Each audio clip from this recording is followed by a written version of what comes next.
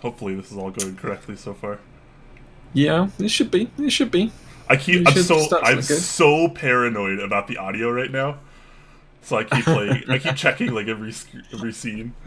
I was paranoid about the transitions that I programmed and did, and I'm really happy with how the tip jar turned out. It took me so long to get the tip jar lined up so the bits fell in it correctly. It was a real pain. Nice, nice. But we managed to get mostly there. We're almost done with everything. Apart from Streamlabs having stuff that's broken in it right now, but other than that, it's all good. Yeah, I just noticed that's still messed Still not up. there. Yeah, LBI Bass with the tier 1 sub. Subscribe for 5 months saying, "What's up, my dude?" Well, what's up right now is that Streamlabs, the notification banner we usually have that comes up when people subscribe, that's broken in Streamlabs, so it's not there. That kind of like translucent box that's underneath my screen right now, down here. That's supposed to be the event list, but for some reason Streamlabs doesn't want it to work right now. Yeah, and I'm not really sure why. So, nothing could ever go completely right for us. That's just not how this works. But do let us know your thoughts, guys, on what you've seen and how we're looking. And yeah, we are amidst the pre-show right now, so we're just kind of hanging out, just chilling, guys, just chilling, making sure everything is going as well as it can. Yeah, wishing you all a happy 4th of July. Yeah, seeing how it goes. Beadlocks as well with a tier 1 sub. Subscribe for 7 months now. Thank you very much, guys. And Godlike Kitten, yeah. Twitch nice. Prime for 10 months. Thank you so much. Nice. Oh, it's good to see that the banner that goes across the top of the glass jar as well is just right on that edge of the. I saw that. It's good. Did you like how I lined that up? Really good placement. Yeah, I like that. Yeah, I had a bit of fun playing around with that to try and get it to work right.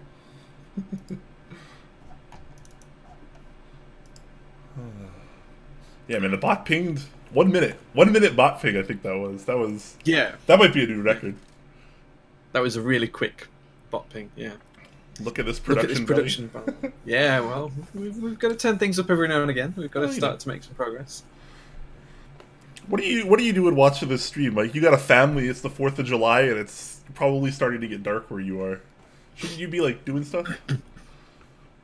Like real stuff? Wow, 159 with the 2,000 bits. Thank you, man. Thank you. Heck yeah. Thank you very much, sir. Whoop, whoop. Any dark theme? Any dark theme? Not at the moment. We'll see. Not at the moment. Yeah. Maybe for nighttime streams, maybe. Is the chat supposed to be in the left shadow? No.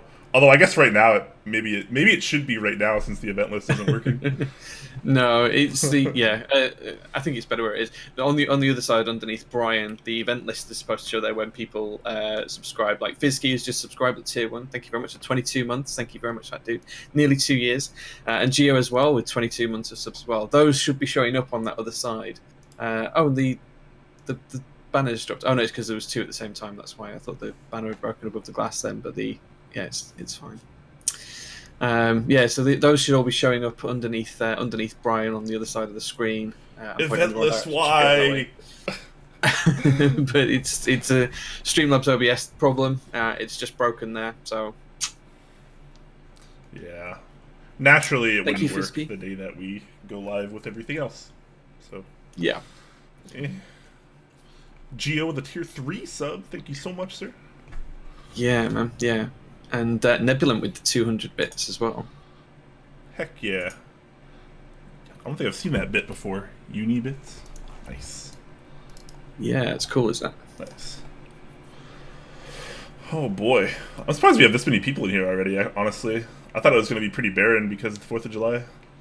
Yeah, so did I. Well, I'm looking, it says 8 viewers for me on Twitch at the minute, but I think that's just Twitch being delayed. Oh, 8? Yeah, OBS says 50 viewers at the moment. Oh, okay. I think that's probably more accurate. Yeah, which is funny, actually. Usually that's behind Twitch's count. Yes, it usually is, yeah. I think it's just my my window. I should refresh it really, but then I'll lose a chat, so I won't. Slippery Pete as well with the tier 1 sub, subscribed for 3 months, currently on a 3-month streak. Thank you, dude. Appreciate that, man. Heck yes. Oh, we're glad you all like the new look and feel anyway, guys. There's been a lot of hard work going into it in the back end, so... just wait for the intro. Thanks. You just spoiled it, Brian. We wasn't going to mention it. I wasn't going to mention it. I'm sorry, man. I like it too much. Right? I just like it too much. Bledin saying he can't substreak until tomorrow. Well, you could wait until Sunday and just join the Sunday stream and do it there. You can do it whenever you want. Yeah. Whenever. Yeah. There is a new intro, FIFA. I wasn't going to say anything. Brian decided to spoil it. I like ruining things. That's like my thing. Ruined. Eskimo Joe, yeah, if you're awake, and that means you've been awake for too long. I'm currently at hour 22 awake at the minute, so we'll see how that goes. F5ing the website. The website's not going to be up for a little while longer. Hopefully tomorrow. Yeah, a couple of days. Yeah, well, yeah. We're hoping tomorrow, but it might be another day or two after that. Yeah, I'm just waiting for more assets for the website, and then I'll make the rest of the change. Then we'll get back on live. Uh-oh, Discord might be starting to drop for you. Oh no. You were starting to cut out, but now you're back. Oh well. Please, Discord. Please. Come on, baby. Here we baby, hold together. Very much thanks to Poochzag and Neurowinter. Thank you very much for the subs, guys. 11 and 7 months respectively. Neurowinter with the hearts. Thank you very much, dude. Oh man. I don't know. Discord might not be your best friend today, Jay. I wonder if we should use something else. I'm gonna restart it really quickly. Give me 30 seconds. I'll restart Discord and see if that fixes it. Okay. The classic turning it off and turning it back on again never fails. Professional streamers, we're something. We're something. I'd love to use the word professional, but we can only do so much.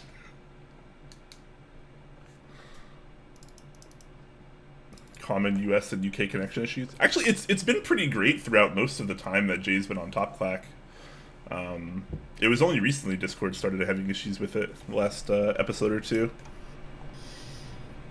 Right, I should be back now. You should be able to hear me loud and clear again. I can. Hopefully it stays that way. Excellent. It's much better this time. Never mind. It's dying again, Jay.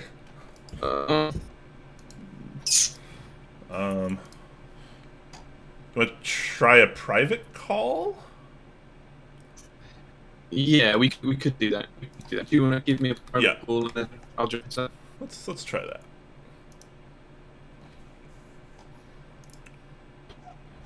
Okay. Maybe that'll be better. Who knows? Hopefully that'll be better.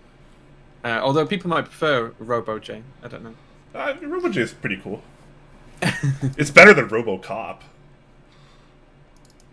Well, yeah, I don't know. The original RoboCop's pretty good, man. The original film. Yeah. It's all right. It's all right. Dixiemech saying, "I like the white background. Looks great." Thank you, dude. Lots of work's gone into that. We'll thank some people after we've shown the new intro. We've got some thanks to give out for that. So we'll now do that after the intro. Yeah, I should probably roll the intro now. Actually, now that our audio seems to have stabilized, hopefully it'll stay that way. Yeah.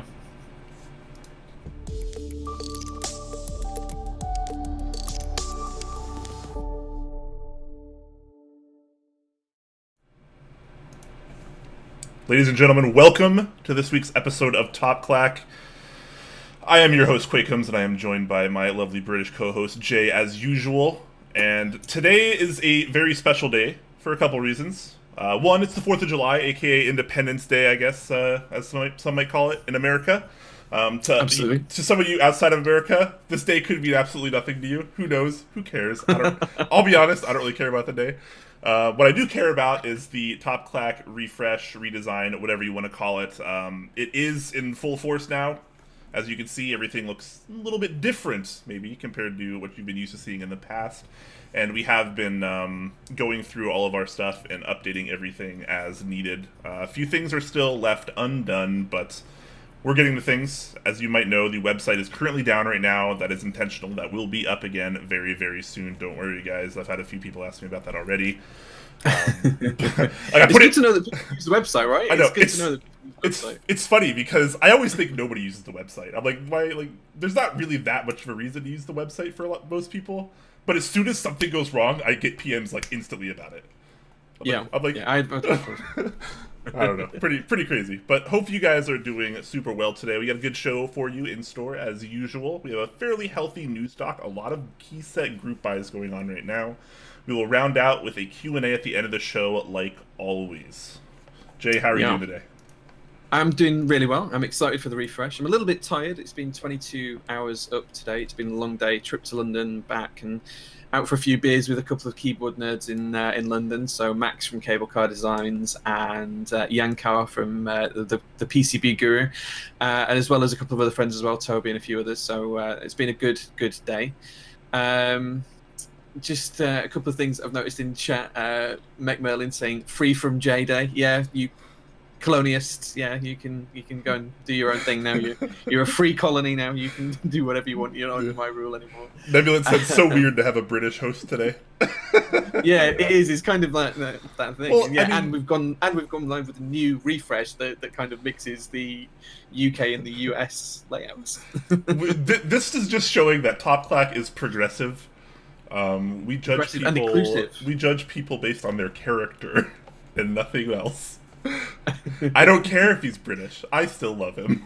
Wow, I see how it is. I see how it is. It was supposed to be wholesome, okay?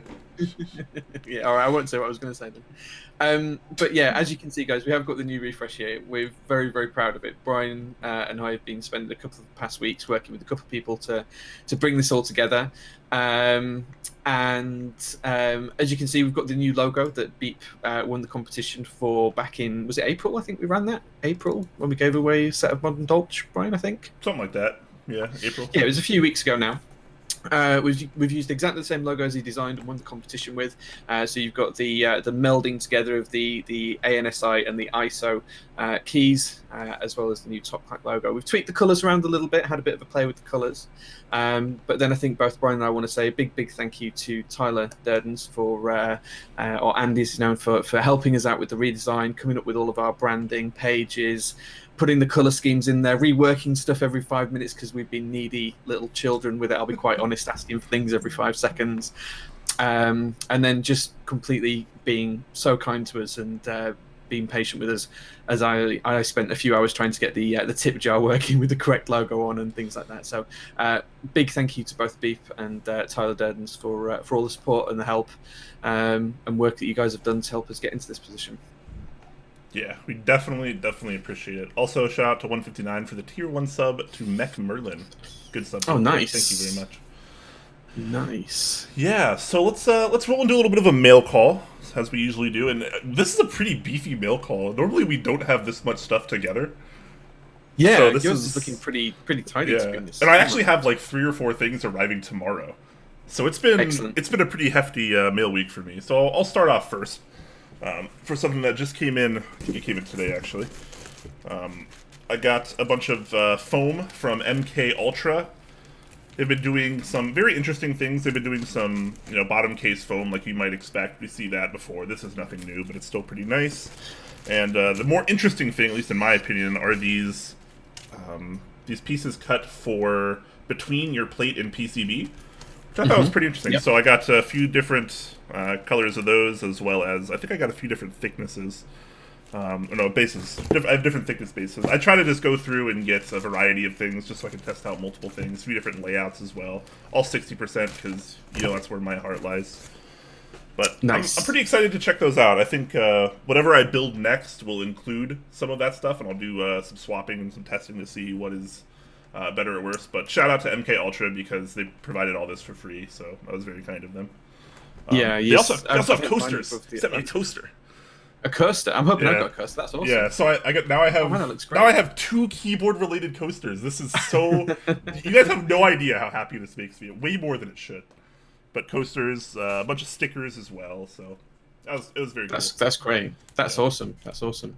I am hoping, Brian, as well, that I get my T60 case back, because that's where I want to use the MK Ultra phone when I come over. You can to have Seattle it. Yeah, you can have it back when you come to Seattle. Because at this point, there's no reason to ship it. Yeah. I also got absolutely. a new nozzle for my desoldering gun. This is a 1.3mm nozzle because my 1.6 got clogged and I just couldn't unclog it for some reason. So I decided to try out the 1.3. Figured that would be okay. I got the Pata Negra kit for GMK Hamon. Shout out to Undercover Brother for giving me the hookup on that for cheap. I think it was like group buy pricing, which is pretty nice. Awesome. And also, I have Hamon arriving tomorrow because I didn't have the base kit, and I also got that at like group buy pricing. So shout out to Fireworm for giving me the hookup on these good prices here. And I think awesome, that's... Man. Oh no, I have one more, I guess. I got some Everglide switches, which were also courtesy of Undercover Brother. Shout out to him again. Nice. These don't feel that good to me. Them. Oh really? I really liked them once I lubed them. They were really good. I did change the springs, I'll be honest. Well, with the spring swap, I thought they were really nice. I think it's more interesting when you and I disagree on stuff. So for the moment currently, I'm gonna continue not liking these. Okay, fine. But I don't have them in a board yet, so we'll see what happens. Shout out to Frisco Melt, subbed with Twitch Prime. Thank you very much, sir. Nice, good name as well. Frisco Melt, I like that. Yeah, nice. Yeah. All right. Is that everything on your list? That's what I got. Yep. Okay, cool. I think you've actually got one thing for me there as well, haven't you, Brian, as well? You've got one thing that mine that's been shipped there as well. So big shout out to NR Bigfoot as well, and congratulations on his wedding. He actually shipped me something the day after his wedding day, which is some white and black keycaps, some UK Legends white on black keycaps. So thank you very much for that. In terms of the stuff I've got here, I have got a board in a box that I've not opened yet, which is a KBD 19 times, so I'll be opening and building that on stream at some point soon. I also, meeting Yankar today, picked up my Gingham box as well, so I've got this. Again, it's unopened, it's still sealed, it's got the little Yankar duck seal there as well. These are really cool, actually, because these are actually numbered. They've got numbered batches, and they're all hand-signed by Yankar and things like that. It's a really nice little box and everything else as well. I was with Max from Cable Car Designs and a friend called Toby as well, and we did record a little spoof video of unboxing one of these in the pub because Max got one as well. So I might put that up on the Discord in the next day or so. It's a really silly little drunk video of a few keyboard nerds opening a keyboard in a local pub, but it was good fun. It was good fun. Drunk videos are always good. Yeah. It was good. It was enjoyable. I also got some more switches. Gateron blacks with milky tops. Can't have enough of those. I got key sets galore this week as well. So I got another set of GMK Hyperfuse Round 1. It does have an F8 key this time. My other set still doesn't have its F8 key from the original group buy. I also, thanks to Starson, got a brand new set of GMK Laser. Wow, sealed even. Wow. Yeah, it was sealed. Yeah. Nice. Yeah, which is very impressive. So never opened. A brand new sealed white on black set, which is what the keys that Brian's had delivered are for as well. I also got GMK Serica. What? Which was a really good deal. I got that for group buy price as well, which was really good. What? And I've got all the kits as well. Every kit, so space bars, geometries, whatever other kits as well. I got the whole lot. Who did? And then what kind of dirty illegal things did you have to do for that? That's the real question. Well, maybe I'll show you at the meetup, Brian. And then the final thing I got, which is really cool this week, is a board from Pona. So this is the Equinox 40%. This is really cool. I really like this. Very nice. This is a lovely little board. It's got a really flexible kind of PCB mount in there. There's no plate or anything like that. It's just PCB mount.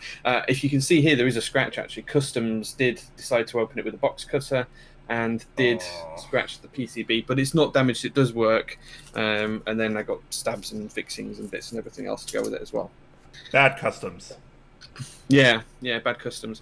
So yeah, that's everything that's arrived so far. I do have some other stuff coming, but that'll be on next week's show. Very nice, very nice. All right, so very, very healthy mail call for us. Just a couple quick announcements. Obviously, the refresh, as you can see, we already kind of talked about that a little bit.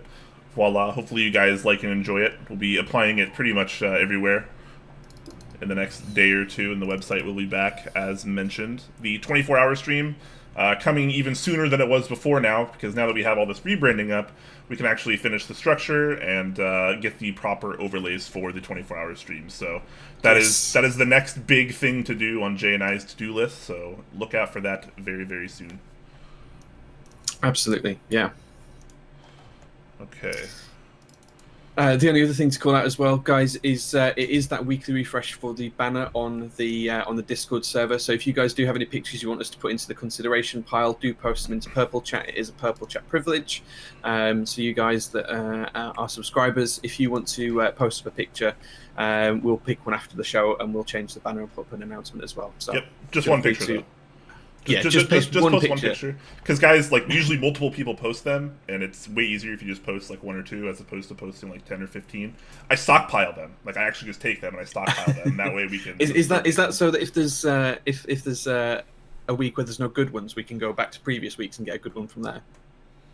Well, it's just so if either no one posts them or we need them, or, you know, like this week, if you post one in Purple Chat, it might not be the one for this week. It might be for next week or the week after or the week after that.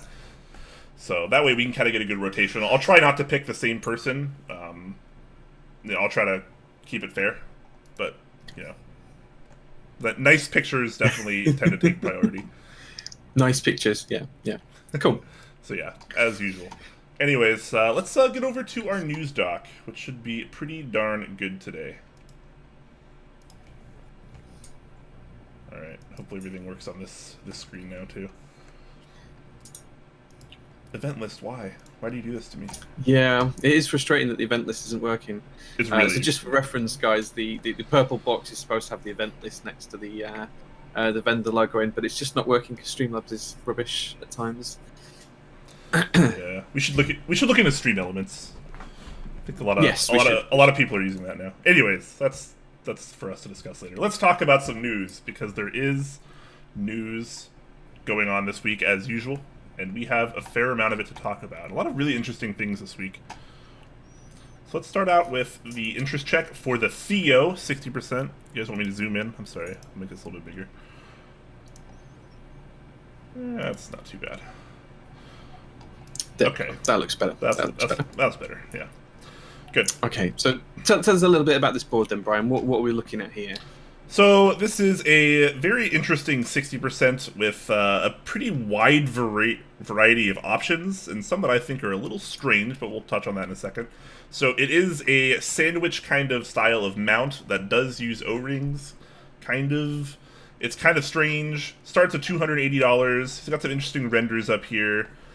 Let's talk a little bit about the specs though, because they're I feel like this guy is a little confused on what he wants to do, but yeah. So tell me, how do you feel about the way this looks, Jay? Okay, well, starting off with the looks, I like the foot. I think I don't usually like things like that, but on this board, I like the fact that foot's different colors and you can do different things with it. I kind of like those options. It looks nice. In terms of the rest of the board, I think it's interesting that there's a lot of different tops available for this. I feel like there's probably too much choice to run in a group buy. I'd like to see fewer options. And there's a couple of the options that I'm not so keen on. So I like the wing keyless one, I like the standard 61, I like the HHKB one. They all make perfect sense. The two that don't make sense are the one that's kind of got the Q/910 blocker in the top right corner. That's, you know, where you would have split backspace. So it's forcing you to have a 1U backspace key on a 60%, which does seem kind of unusual. And then I'm not sure I get the one with the left blocker, which forces you to have 3 1U keys on the left. I'm sure you can do something else with the right-hand side. But in the render, it does show that you have to have a 2U gap, and then the blocker, and then a 1U key before you spacebar, which I'm not sure I feel that one's for me either. I don't know how you feel about those, Brian. Yeah, so that's kind of my first confused point of this board, because keep in mind, guys, this is a 60%, not a 65%. What's the point of having this top blocker on the right here? Like you mentioned, if you're going to cut into your backspace, if you're trying to use a more normal backspace, or it's going to take away your dedicated tilde key if you're using a split backspace format layout. So I don't see the reason to have this on a 60%. On a 65%, I get it. It makes a little bit more sense because it doesn't really affect your main 60% cluster very much. But this obviously does. And the left blocker is as much or more of a brain scratcher to me as well. I don't see the reason for it. And I really want to, but I don't. I think the weirdest thing is it's not even in the standard wing keyless position as well, which is the unusual part. Normally it would be it'd be 1.5 U key, then the blocker instead of 2 1 U keys or a 2 U key and then the blocker. It just feels like it's not quite positioned correctly if you're going to have a blocker there in the first place. I don't know. It just throws me off a little bit. Yeah, it's a little strange. And I'm not really sure what the purpose of that is. And it seems like it's just unnecessary amount of SKUs. Why offer 5 different top designs for 60%? Seems a little excessive. Colors, they're also a little unsure of. They are planning to have a polycarbonate version as well as 4 anodized colors. The plate is either going to be silver or gold brass, depending on which option you'd like there. And the mounting is a little interesting. It does look sandwich in this picture here. And as you can see, there's actually O-rings on each side of the plate itself. So it's, I don't know, it's a little strange. Actually, in the top here, the O-ring looks like it's in this little recessed area. Yeah, I think it'll have those on both. It's probably going to be dampened sandwich is probably the best way I'd describe it. It's not like traditional burger mount where that's usually either top or bottom mount and you have the whole burger effect going on. It's kind of that, but then put into a sandwich type mount, it seems, from this, from what I can tell. It's going to be interesting, I think. It'll be interesting to see how it feels. I suspect it won't feel much different to standard burger mount, to be honest with you. But it might be a little bit more firmer on the bottom mount. Probably a little firmer since it actually has some resistance from the underside. As opposed to the burger mount, which is only the top pressure. Yeah, I think the rest of the board looks nice. I do like the base of the board. I do like how it's got the foot at the back, and then it's kind of got that sweeping curve towards the front. It's got another lip towards the front. I do like that design. I'm just not sure on the tops. People asking where the links are, but we already posted a link, man. Yeah, I already posted the link. Yeah, the link's already been in there. Yeah. Sheesh. What do you think we are? Not professional? Come on. Yeah, I don't know. I think the board looks okay. I'm not in love with it. I don't understand the top choices. I mean, look at this one with the left blocker. What do you do? Yeah, it just looks weird. This is 1U, then the 1U blocker, another 1U. I'm assuming that's a 6U spacebar, and then 5 1U caps. So this is a really odd bottom row to have on a 60%.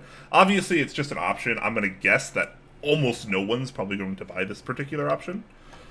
Yeah, I mean, it does look like the PCB supports you to have on the right-hand side of the spacebar, you could have 4 1.25 U keys instead of 5 1 U keys. But obviously, they're trying to do the whole arrow on the bottom row thing there with that, which I kind of half understand. But then again, you just put it on a layer and put it on Vim keys, for example. You'd do that instead, wouldn't you? I think I'd rather have 4 1.25 U keys, but I wouldn't want the blocker where it is. I'd rather have the blocker in the wing key position and have a 1.25 or 1.5 U key at the beginning. Yeah, well, it's strange, right? Because normally you have 2 approaches to this. You either don't use any blockers and you have more functionality because, generally speaking, more buttons in a usable area is always more functional. Or you go with blockers, which takes away your functionality but adds to the aesthetic. A lot of people like that. It's classy. It's an homage to older, cherry boards before Windows was a thing. But I don't see the approach in this. It's like we're adding a blocker and we're trying to add more keys. It just feels like they're trying at something that doesn't really make a lot of sense. And I will say the exact same thing for the top right blocker.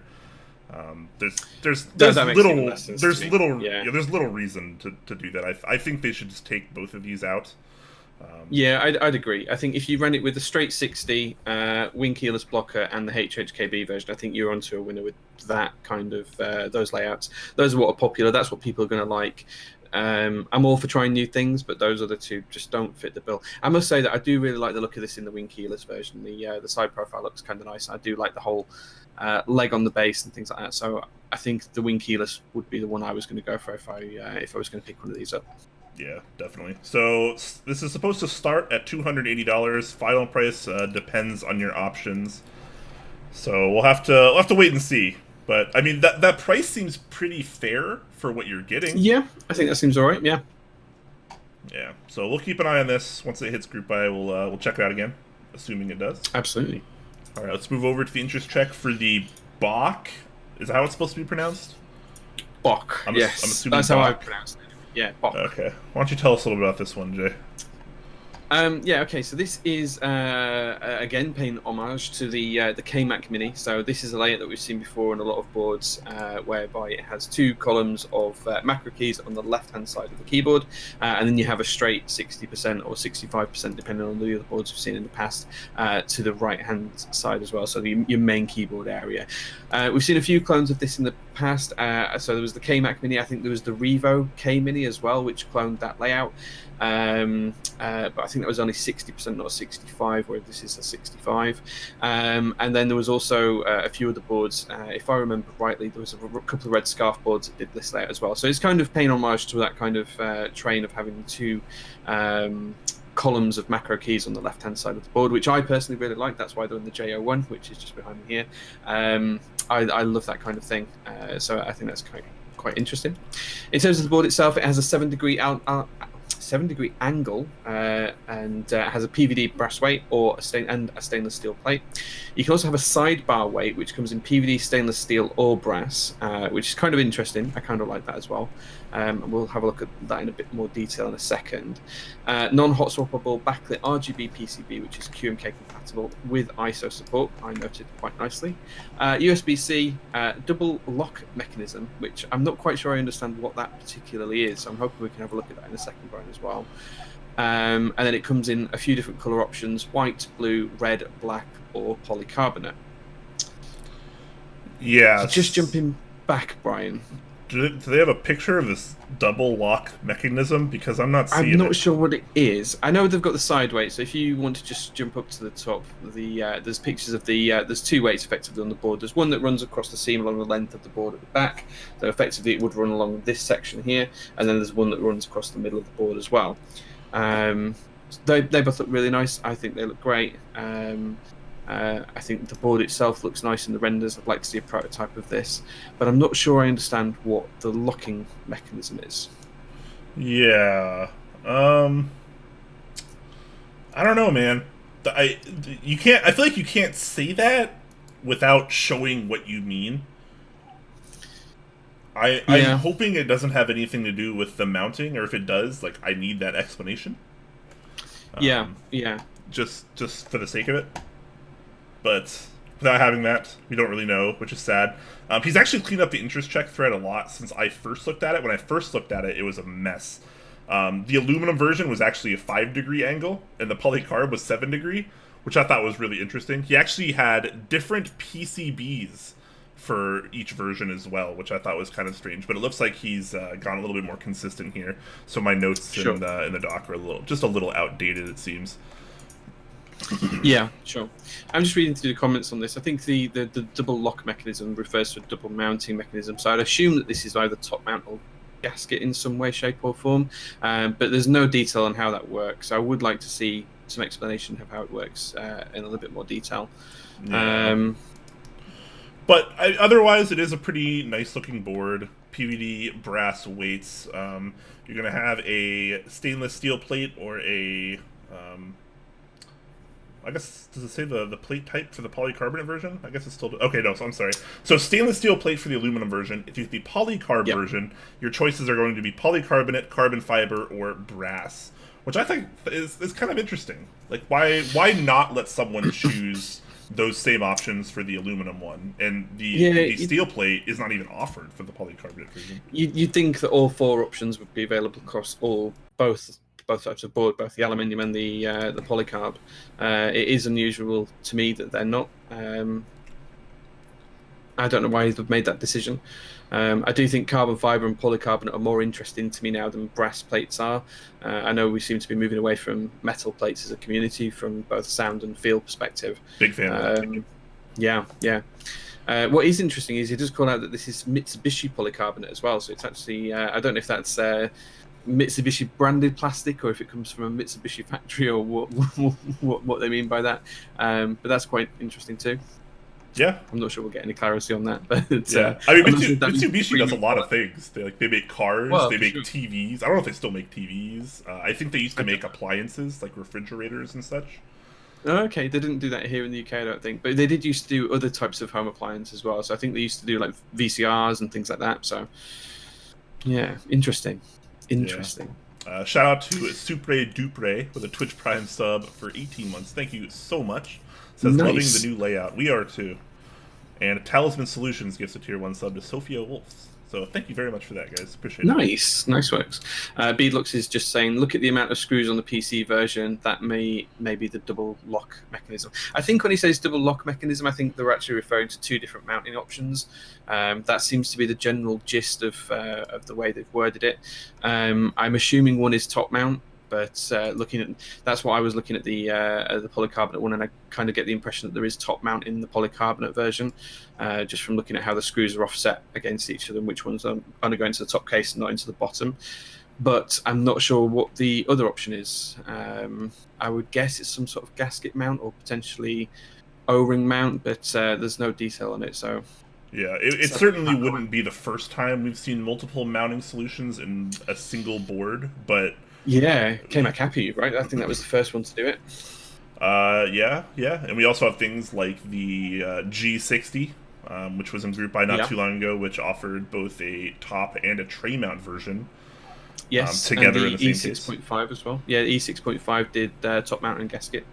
Although that's not delivered yet, that's still not to be produced. Not Zesty Salsa is commenting on this and saying the plate is screwed into the top and the PCB is screwed to the bottom. Okay, which is really interesting. Yeah, so this is not unlike the NK65 from Novelkeys right now, which has a very similar method of giving you a really firm typing experience by having the plate and the PCB separated on where they're actually screwed into. So interesting choice, but we're starting to see a little bit more of that lately. I think actually another one of our boards on the news doc today does a similar thing. Yes, it does. Yeah. So we'll have to have a look at that. I would like to see some pictures of how these mounting systems work and see if what Not As Cells is saying is correct, or if there's some more to it. Just some more information. The rest of the interest check is laid out really well. There's a lot of information there. I'm just a little bit surprised that there isn't a bit more, commentary on the mounting and the mechanism itself. So it would be nice to see that. Just in terms of the timeline, then the runner does say that they're going to update the final design, make sure all the options are finalized, then they're going to make a prototype, and then they're going to proceed to a group buy. So I feel like they're doing it in the right way. They want to make sure that they prototype this correctly, make sure they're getting all of the right questions and design decisions made up front before running the group buy. So I think that's a really good way to do it. And I like the fact that they've got a full in-depth changelog on here as well. So I know, Brian, you were saying that this has been updated quite a lot since you first looked. It has, yeah. And you can see there's a ton of different stuff just being replaced in there. So that's really good to see. Yeah, definitely. They're going pretty hard on this, and we greatly respect that. The price is looking at 300 plus shipping. They're hoping to get below that, so we'll see. Originally, just because I have my notes before it was updated, he had prices quoted at 270 plus for the aluminum version and 320 plus for the polycarbonate version. And now that has been changed to hopefully below 360 plus shipping. So just a little kind of fun format thing for you there. These will also be potentially limited. I don't know if the aluminum version is going to be limited anymore. Originally, he had this capped at 40 units. It looks like that's not there anymore. So another change that had happened since I've looked at it. But the polycarbonate version is still limited to 20 units. That has still been solidified there. So, yeah, looking pretty good. Looking pretty good. Looking really good. Yeah. I think the looks of this board, I think it for me, it fits really well. It's got ISO support. I like the fact that it's 65% and it's got the macro columns. I like the blocker as well. Always a winner for me. Yeah. All right. Let's move on to our next board.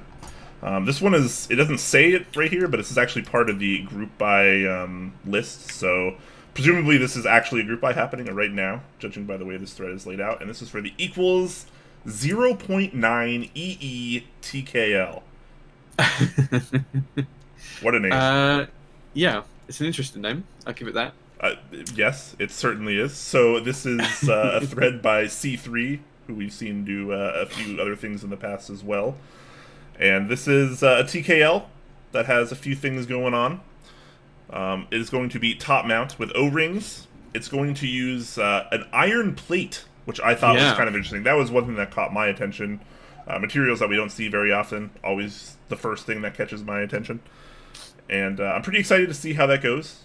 I think they, at least when I last checked on this, they were thinking of using E-coating for the plate. There you go, electrophoresis, that is E-coating. So, E-coated iron plate. How do you feel like that's going to be, Jay? It's going to be interesting. I mean, iron's quite, if you ever handle something that's iron, it's quite dense, it's quite heavy, it is quite noisy as a metal. If you bang it around, it does make a hell of a noise, as iron. So it'd be interesting to see what that sounds like to type on. I've never tried an iron plate. I've never even heard of anyone having an iron plate made. So yeah, it's going to be interesting to see what that looks like and sounds like. In terms of the board itself, just a little bit on the mount system. So it's going to be top mount with O-ring underneath, so very similar to the mounting type on the Brutal 60, for example, and similar to the first board we looked at today, where it's kind of that modified Berger mount. So that should be quite a soft typing feel. It should soften the bottom out, certainly. But if the plate's quite rigid, it'll be the whole plate moving up and down rather than you having flex in one particular spot. In terms of the colours and the choices, I think it's quite interesting. I do love the Solarized Dark Teal themed one with black plate. I think that looks really, really good. I really like that. It's about halfway down. What do you think to the weight and the USB designs on this? Because the USB is kind of almost like a little plug-on, a screw-on adapter on the outside of the case, and the weight is kind of internally mounted with gaps in the bottom of the aluminium, so you can see the weight shining through. Yeah, I don't know. It's definitely different. We don't really necessarily see this kind of design very often. I do give them points for just doing something that no one else does. Particularly this kind of USB plate thing. Obviously, this is unnecessary, but it looks kind of cool. I disagree. I don't like it, but it's different, I guess. That's a fair comment. It's different. I don't mind the weight design on the bottom. I kind of like that whole, feels like they've peeled back the aluminium so you can see the details. But I do love that teal dark, Solarized Dark kind of themed board. I think that looks great with the black paint. I do really like that one. Yeah. Yeah, I think it looks pretty good. Pretty good. So PCB features, it's going to be Type-C, it's going to be fully programmable, they claim, and it is going to have RGB. I don't know if that means RGB underglow or if that means in-switch RGB. They don't actually clarify here. And just saying fully programmable and the fact that it's an LDN series PCB, we can presume this is not going to be a QMK-based PCB. You won't be able to find it in the QMK configurator. Sure. Just looking at the PCB that they've got images of, it does look like it's got in-switch LEDs, although the LEDs aren't present in the PCB, but the slots are definitely there for them. One of the other interesting things that I want to call out is the last two images as well, where you can see the PCB, is it looks like there is a layer of material that sits between the plate and the PCB, very, very similar to the U80. It looks like the cutouts are almost identical to the way that the U80 is sculpted around, certainly around the enter area.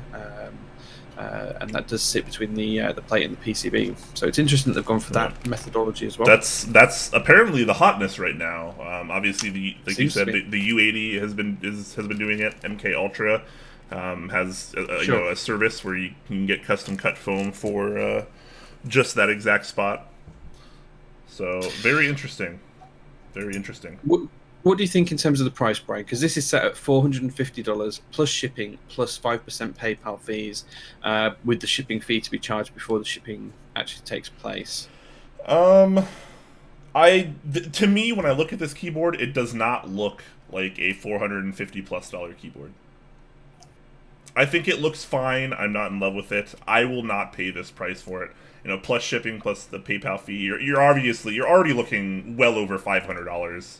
On this, if you're in the US like I am. This is probably going to be shipped from China, I imagine, or somewhere not too far away. So you're probably looking at a $50+ shipping charge and then you have those 5% PayPal fees as well. So I'm not generally the type of person that spends $500+ on a keyboard, at least for just the kit itself. So this will be something I won't buy. I don't think it's attractive enough to justify that price. Yeah, it's not something that quite drops onto my radar or something I think that is worth that kind of volume of cash. So it wouldn't be something that I would like to join. I do think the colours are really, really nice. I think as I say, the coffee and that the green colour, dark green case, the coffee colour, they're really, really nice. And it's good to see some more unusual colours being shown. But yeah, I don't think this one's for me. I think at that kind of price, I'm glad I joined Jane's CE group buy and a couple of other things. I think they're much more. They feel like they should be in that kind of price range. This feels like it should be a little bit lower.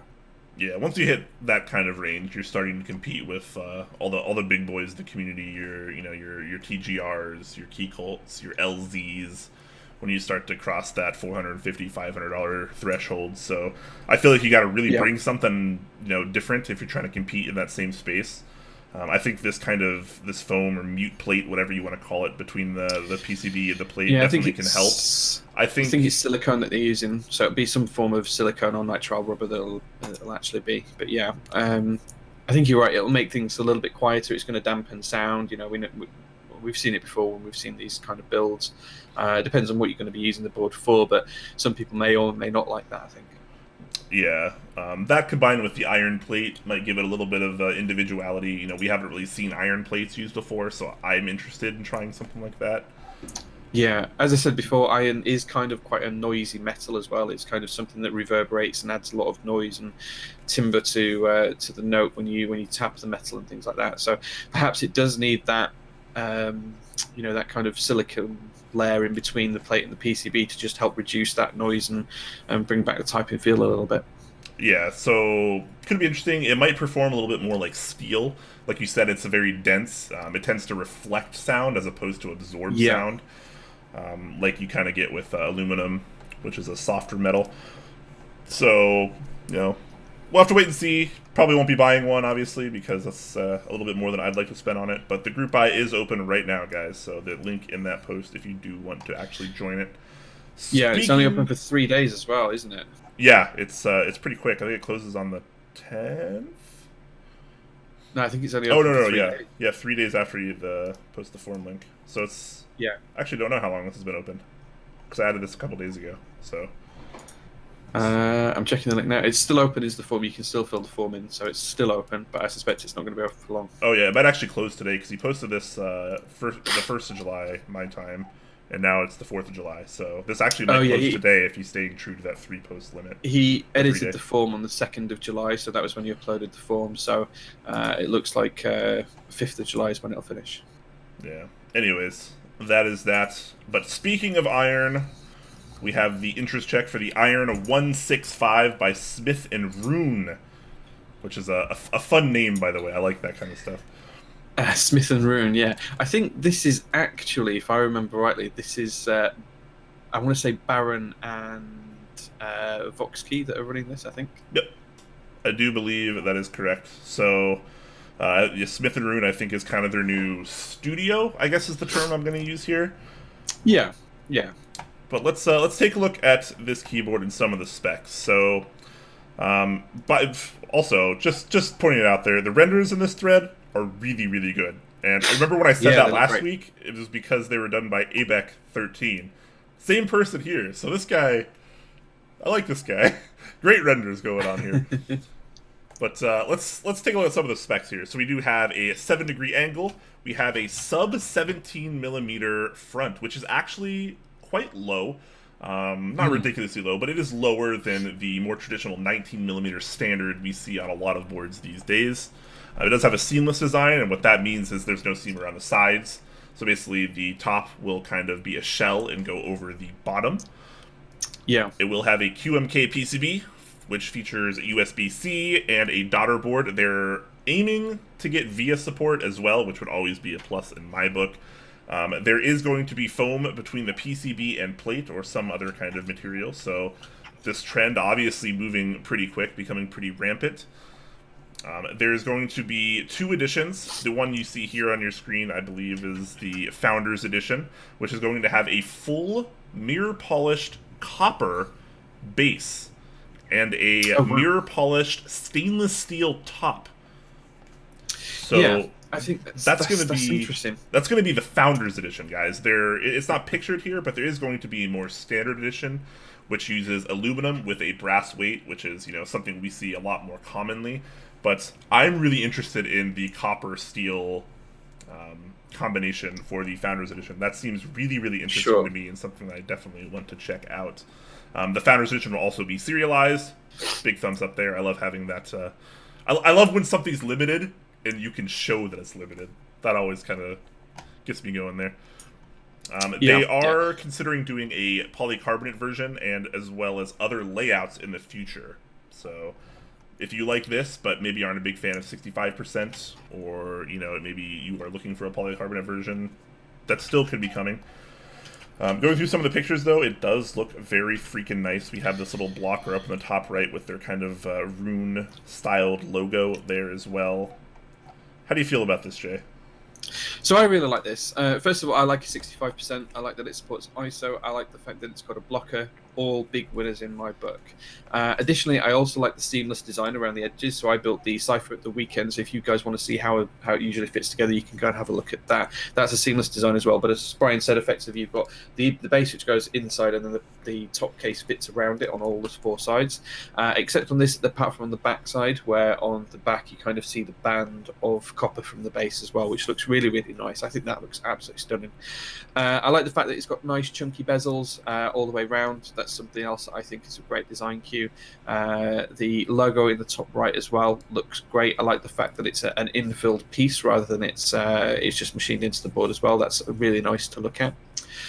I think this looks great. I think the most interesting thing for me, though, is the plate. So there's a bit of a breakdown as a kind of like an expanded view of all the parts of the board right at the very base of the images, and in there you can see that the plate's got some interesting and unique cuts around the edges, so you can see where all the gasket tabs fit together to hold the board in place. But what you can also see is that those tabs are kind of almost separated from the board in a way. They have gaps between them, so that's interesting. I'm not sure how that's going to sound or feel, but I'm dead interested to try and see. I think that's definitely something I'd like to try and have a look at.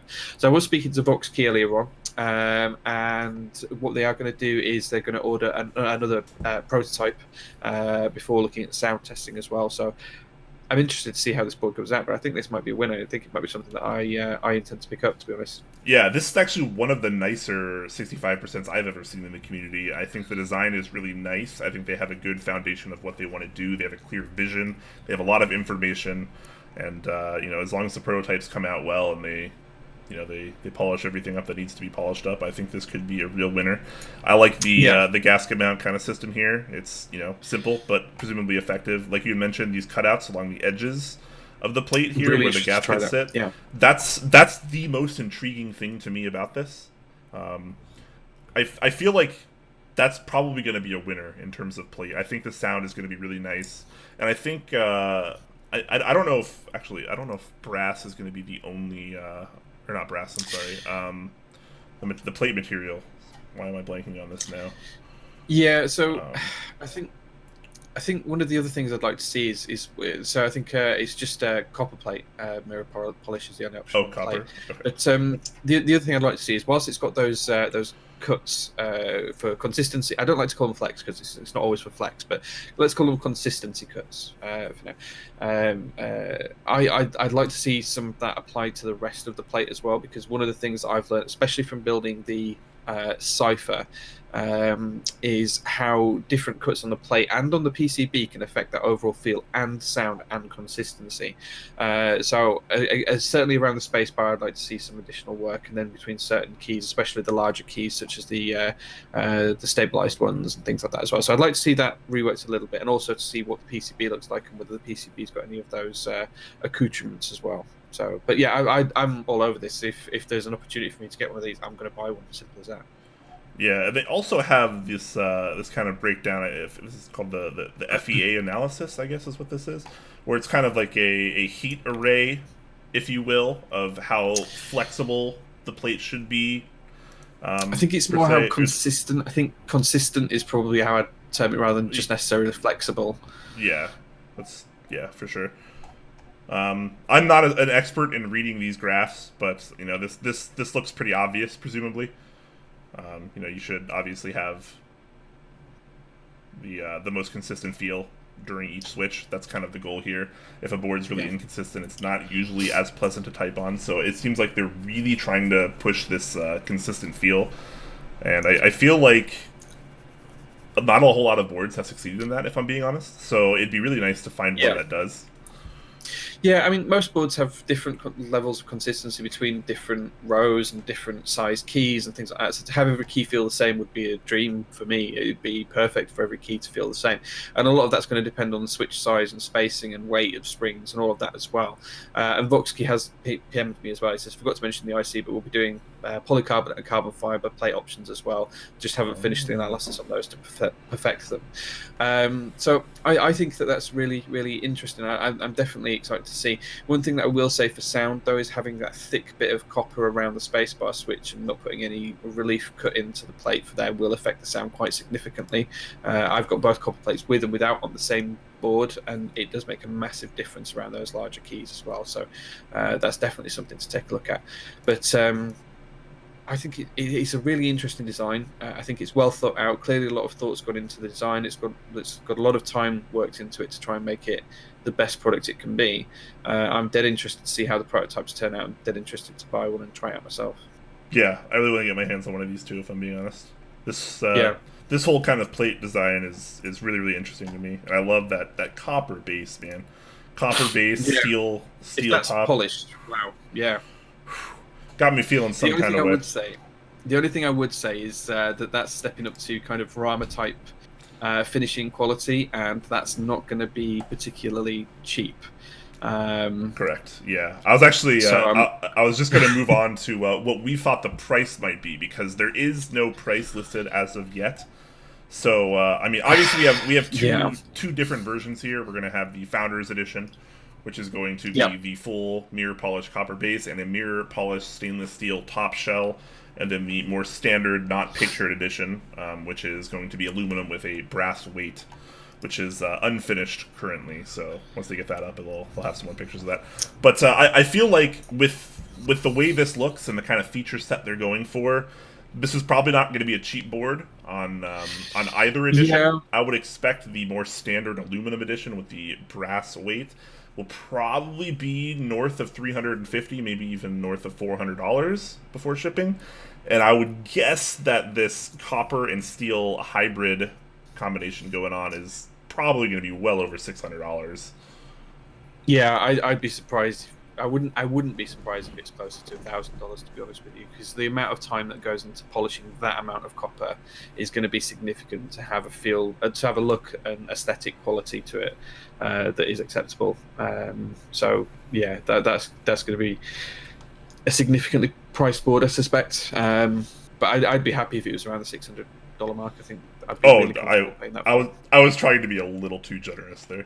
I do think it's going to be quite a ways over $600, but you know, fingers always crossed. We don't know. Maybe they have some kind of black magic, voodoo trickery going on behind with a manufacturer, and it's like a good thing. Yeah, maybe. And they can just do stuff for cheap. Who knows? We never know until the numbers are actually released. So we'll have to wait and see. But I'm hoping this is going to be affordable, because it's a very, very nice looking board. Yeah. I mean, I'll definitely get one. I'd like to get one of the FE editions if that's possible, but if the price is a little bit too much for me, then I'll definitely pick up one of the other ones. This might be the nicest looking 65% we've seen this year. Yeah, a lot of potential here. This is definitely one of the nicest ones I've ever seen. Yeah, I'll reserve confirming that suspicion that it's the nicest 65% until I see a prototype, but I'm excited to see that. Yeah, definitely. All right, let's move out of the realm of keyboards and over to key sets, because we have 5 key set drops, 5 key set group buys currently live right now, which doesn't normally happen within a month, especially all within this close of a time frame. But right now is really tough on the wallet if you're someone that likes key sets. And starting us Yeah, off, we have the group buy for GMK Peaches and Cream, an interest check we checked out a while back. Very, very nice looking key set. How do you feel about this one, Jay? Yeah, like I said when it was in interest check, I think that it's a really nice subtle colorway. It's going to match a lot of boards. It's going to be nice. It's summery. It's light. It's a bright key set. It's going to look great on pretty much anything you pair it with. Lots of compatibility still there in the base kit. You've got your numpad, you've still got all your ISO options, your alternate coloured modification keys and things like that. Sangan support, 65% HHKB, it's all there. There's even novelties in the base kit as well. Which, to consider that there's novelties in there for the Peaches and Cream, and that it's still $149.99 for the base kit, I think that's pretty fair, to be honest. I think there's a lot of compatibility in there. Yeah, no, I think the compatibility is good. I think the set looks really nice. Having novelties in the base kit, always a plus. $150, I think maybe not high, but not great either. I think it's within the realm of reasonable for sure. The way I look at this, and the yardstick I usually have for this, is one of the biggest key sets we've seen recently in terms of just a single base kit was GMK Calm Depths. That had pretty much everything in it, but no novelties, and that was $125. So I think $25 for those novelties extra, I think that's bordering on a fair price. It's definitely fair. It's definitely fair. Yeah. Yeah, so pretty interesting stuff there. I think this set's really, really nice. That kind of peach color, that tone that you went with, I think is just fantastic. Because we don't really see anything in that realm really used very often. So definitely a very unique and fresh idea. No pun intended. Thanks to Rensuya, the designer here. Obviously, you can find I do like Ren's designs.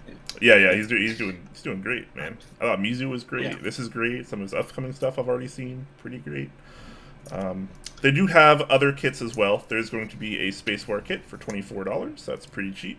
There's going to be a 40s and Ortho kit for $42. That's also pretty reasonably priced. And there's going to be 2 Rama novelties going on here, both $38 a piece, which is actually relatively cheap. We usually see them a couple dollars more, so very, very nice prices on those. And he's got a little kind of a leaf one going on there, and then the kind of peach butt, if you will. I know a lot of people are big fans of that one. I think the novelties came out great. The Rama caps came out great, and I really like that leaf one. That leaf one would work with a lot of other sets as well, because there's lots of other green sets like Royal Alpha and Terminal, and that would look really great with those as well, I think. So it's got a lot of compatibility on its own as that. Yeah. So just some information about the group buy. The base kit is priced at 250 units at $149.99. If it does reach 500 units, the price will drop to $139.99, and everyone will receive a $10 refund. The set is running from the 1st of July to the 1st of August, so there's a fair bit of time left. There's the rest of this month left. There's a good 4 weeks left to be able to buy on there. Do you know how this one's doing numbers wise? I've not seen anything in the Discords. I think it's doing quite well. I've not seen anything either, but I feel like this design was pretty hyped. A lot of people have been waiting for this one. I really don't think crossing 500 units should be that hard. With that said, like I mentioned before, there's 5 key set group buys going on right now. Yeah. Which doesn't normally happen. So a lot of people maybe, that aren't exactly rich are having to pick and choose whether they want to buy 1 or 2. They can't necessarily buy every single key set, but yeah, I think it's a really competitive time right now for key sets, particularly in the GMK space. But this has a lot of hype going on for it, and everything's looking pretty darn nice. I do like that it drops $10 if they hit 500 units. I think that's quite possible with this set in particular. Starston is just saying that it's hit 75 units already, and it's only a few days in. So if it keeps up at that pace, it may well get to some of the higher numbers. So yeah, I think MOQ's almost a certainty on this set. I can't see it not meeting MOQ. Yeah, should meet MOQ. 500 units. Hopefully it hits that, because getting that $10 off is pretty nice. I know. There's also some desk mats for it. I'm gonna hop over to those right now. And the desk mats, also pretty reasonably priced at $17 each. There are 2 of them. There's the peach one, which I'll open up a little bit larger for you guys here. So I know we had some comments when we were checking out the interest check of whether this was potentially lewd or not. I can see the lewdness. I think it's supposed to be lewd, but with that said, it's a pretty cool looking desk mat. And there's also maybe quite a bit less lewd one right here with the kind of peach tree going on here. I like this one actually quite a bit more than the other one, if I'm being honest. Yeah, I like both of them. I think they both match the key set fairly well. But yeah.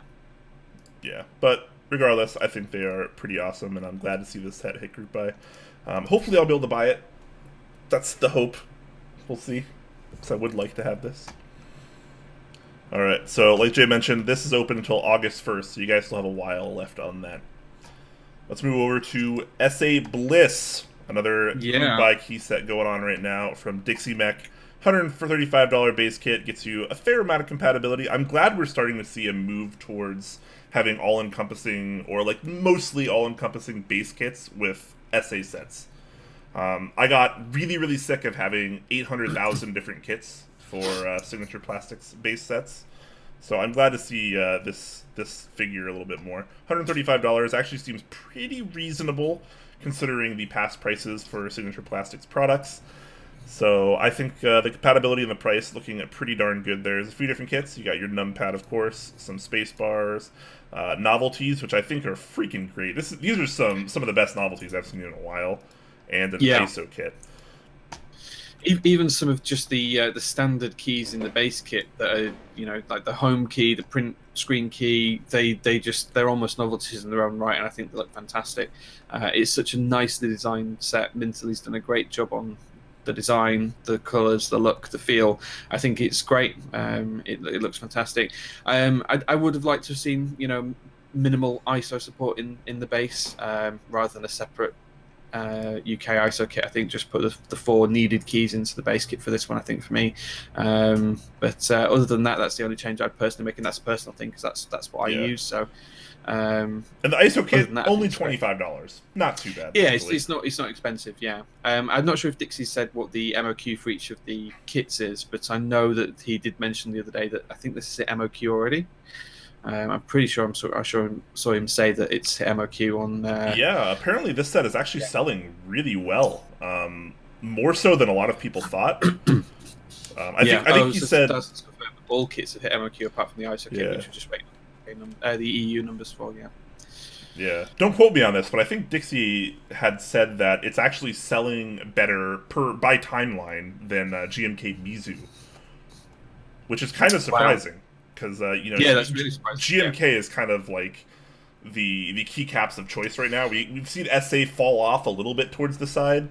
It's always been popular, but it's not quite as intensive as it used to be. So to have an SA set outperform GMK sets by today's standards, I think is very impressive. It's impressive, yeah.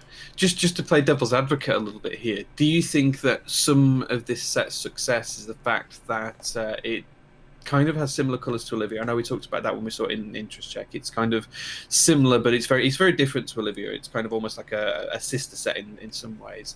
But do you think that the lack of availability of the GMK and the SA versions of Olivia are helping to increase sales of this? Interesting thought. I hadn't thought about that before. I'd like to say no, just because this is a uniform Row 3 SA set versus a GMK set. And while the colors are somewhat similar, I think them being laid out in this different of a way is individual enough. It's not too similar. Like this is in no way a GMK Olivia clone. I think, of course not. No, it's very much a sister set. It's not it's not a matching set. It's not a clone or anything like that. But it does have it is very reminiscent of the other. And I think there was a lot of challenge around the SA Olivia group buy. That it was only very limited. There was only a certain number of slots. A lot of it was done in private before it went public, and then when it went public, there was even fewer slots. And I'm just wondering if that hype for those kind of colours and that kind of look and feel has been, a way to drive the success of this set. And as I said, I'm playing devil's advocate with this one. I'm not saying that's necessarily how I feel. I'm just trying to, come up with some challenges to the community to see how we really feel about what's driving success. That's how the show works best, when we try to view it from as many viewpoints as we can. I think the success of this set probably has to do with just how clean everything looks. Particularly these novelties, and like you mentioned before, the ones that are in the base kit that are not necessarily novelties, but they're really well designed base keys here, like the print screen and scroll lock and stuff, and pause over here. Like this is just wonderful. You got all these kind of icon mods. They look really nice, really balanced. This set is just kind of a home run, even though I don't use SA. This is a really nice set, and I think the pricing is really, really good as well. Yeah, for sure. I think so as well. I think it's great. I'm glad to see it's hit MOQ as well, because I've liked all these novelties since we saw them in the interest check. People in chat saying that it's nothing like SA Olivia, it's nothing like Olivia at all. I think you can all agree that there is some similarities in terms of the colorways, guys. I'm not saying it's a clone. I'm saying it's very much a, it's in the same kind of, it's broadly similar colors. It's, kind of got that same kind of look to it. Maybe a dark themed Olivia. I'm not saying it's a clone or anything like that, guys, but I'm sure you can appreciate that. Yeah. When we talk like this, it's because we're trying to provoke thought going on between all of you. Devil's advocate, not necessarily saying those are our opinions. Yeah. It's just for the sense of, try looking at it from a way that we don't necessarily even agree with. So yeah, I get that the colors could be somewhat similar. Whatever, it's still not a clone. Anyways, great looking sets. Are you gonna pick this one up, Jay? Potentially, yeah. I'll probably just, if nothing else, I'll pick up the novelties and the ISO purely to help ISO because I love ISO, and novelties because they're cute. I need to have a look and see what the price of this is on the EU vendor rather than looking at Dixie's store. But it's a great looking set. The novelties are fantastic. I love the novelties. The little cactus is probably one of my favorite novelties of this year. They're so cute, man. Like all of them. The little fishbowl. I love this, man. This is fantastic. Yeah. All right. Cool. So make sure to pick that up. That's what's the timeline on this one? Does this go all month? I think this goes all month, but yeah, as far as I'm aware, this goes up to the end of the month. I can't see an end date on it, but I'm pretty sure it goes up to the end of the month. Yeah, so presumably. So make sure to pick that up, guys, if that's something you're interested in. Moving over to the more GMK stuff going on, we have GMK Vaporwave. Group buy opened up over on Novel Keys just a couple days ago. This one's starting at $125, so yeah, pretty inexpensive GMK set. Let's take a look at the base kit here. So this base kit, like I said before, my yardstick for kind of like pricing stuff is I often use GMK Calm Depths as an example of what you can get for $125, and this is pretty much the same base kit. There's very little difference in this, so I think this is a great sized base kit for this price. I think it's fantastic. It's got all of your standard options: TKL, numpad, 65%. ISO's in there, Sangam bottom row, HHKB. There's nothing that's not there in the base kit. It's even got UK ISO, which is nice to see for me as well. So this, in terms of size for the kit, for the price, I think is really, really good. Really, really good. I totally agree with that. As far as the colorway, I'm not in love with it. I've never necessarily been in love with the whole Vaporwave thing or anything like that. I didn't like GMK Laser particularly. And this, while it is obviously different, this feels maybe a little too close to that, but I know they're trying to aim for the Vaporwave aesthetic here, and that's just not me. I am not the target audience for this. But yeah, I really like this. I think this is right up my street. I'm not particularly a fan of Laser. I know I've just got a new kit of it here, but this is. I mean, I've already bought this. I'll be honest. I've already jumped on this through the EU vendor when it came out. They put up some of the other kits first. I'm like, why isn't the base kit on the website yet? I want to buy it. I was trying to click the button there. But I really like this. I think it looks fantastic. It'll fit a lot of opportunities on different boards. So yeah, I'm expecting to love this. I think it's going to be great. I think it's fantastic. Yeah, these novelties, pretty interesting. Pretty interesting. I'm not particularly in love with them, but I think this little kind of oozy novelty is pretty silly and fun. Yeah, I'm not sure why it's got the Doric column and the bust of this. The head, it looks like it's some Greek statue or something like that. But I kind of get the whole, vibe of almost kind of sun and sea and sand and dolphins and stuff. It kind of fits it. The novelties aren't for me. I didn't buy the novelties, but I did buy the base kit. I kind of get the feel of them. They do fit the theme quite well, I think. But I'm not as fan of the novelties as I am the base kit itself. Yeah, base kit really good. Price looking pretty good, and in true standard GMK form, there is a Rama cap for this as well. $56 there. Very, very nice. And there is actually a hiragana supplemental kit for this as well. If you guys are more into the hiragana sub-legends and you want to keep that weeb dream trend alive, that's going to be $62 there. Yeah. Now, I was speaking to a couple of people about this. I did ask Mike, and I asked Necro Woman, who works for my keyboard.eu, and Vaporwave is already at over 200 sets sold, and this was on Tuesday, so 2 days ago. Within 2 days, it had already sold 200 sets. Wow, that's pretty impressive. Yeah, that's pretty impressive.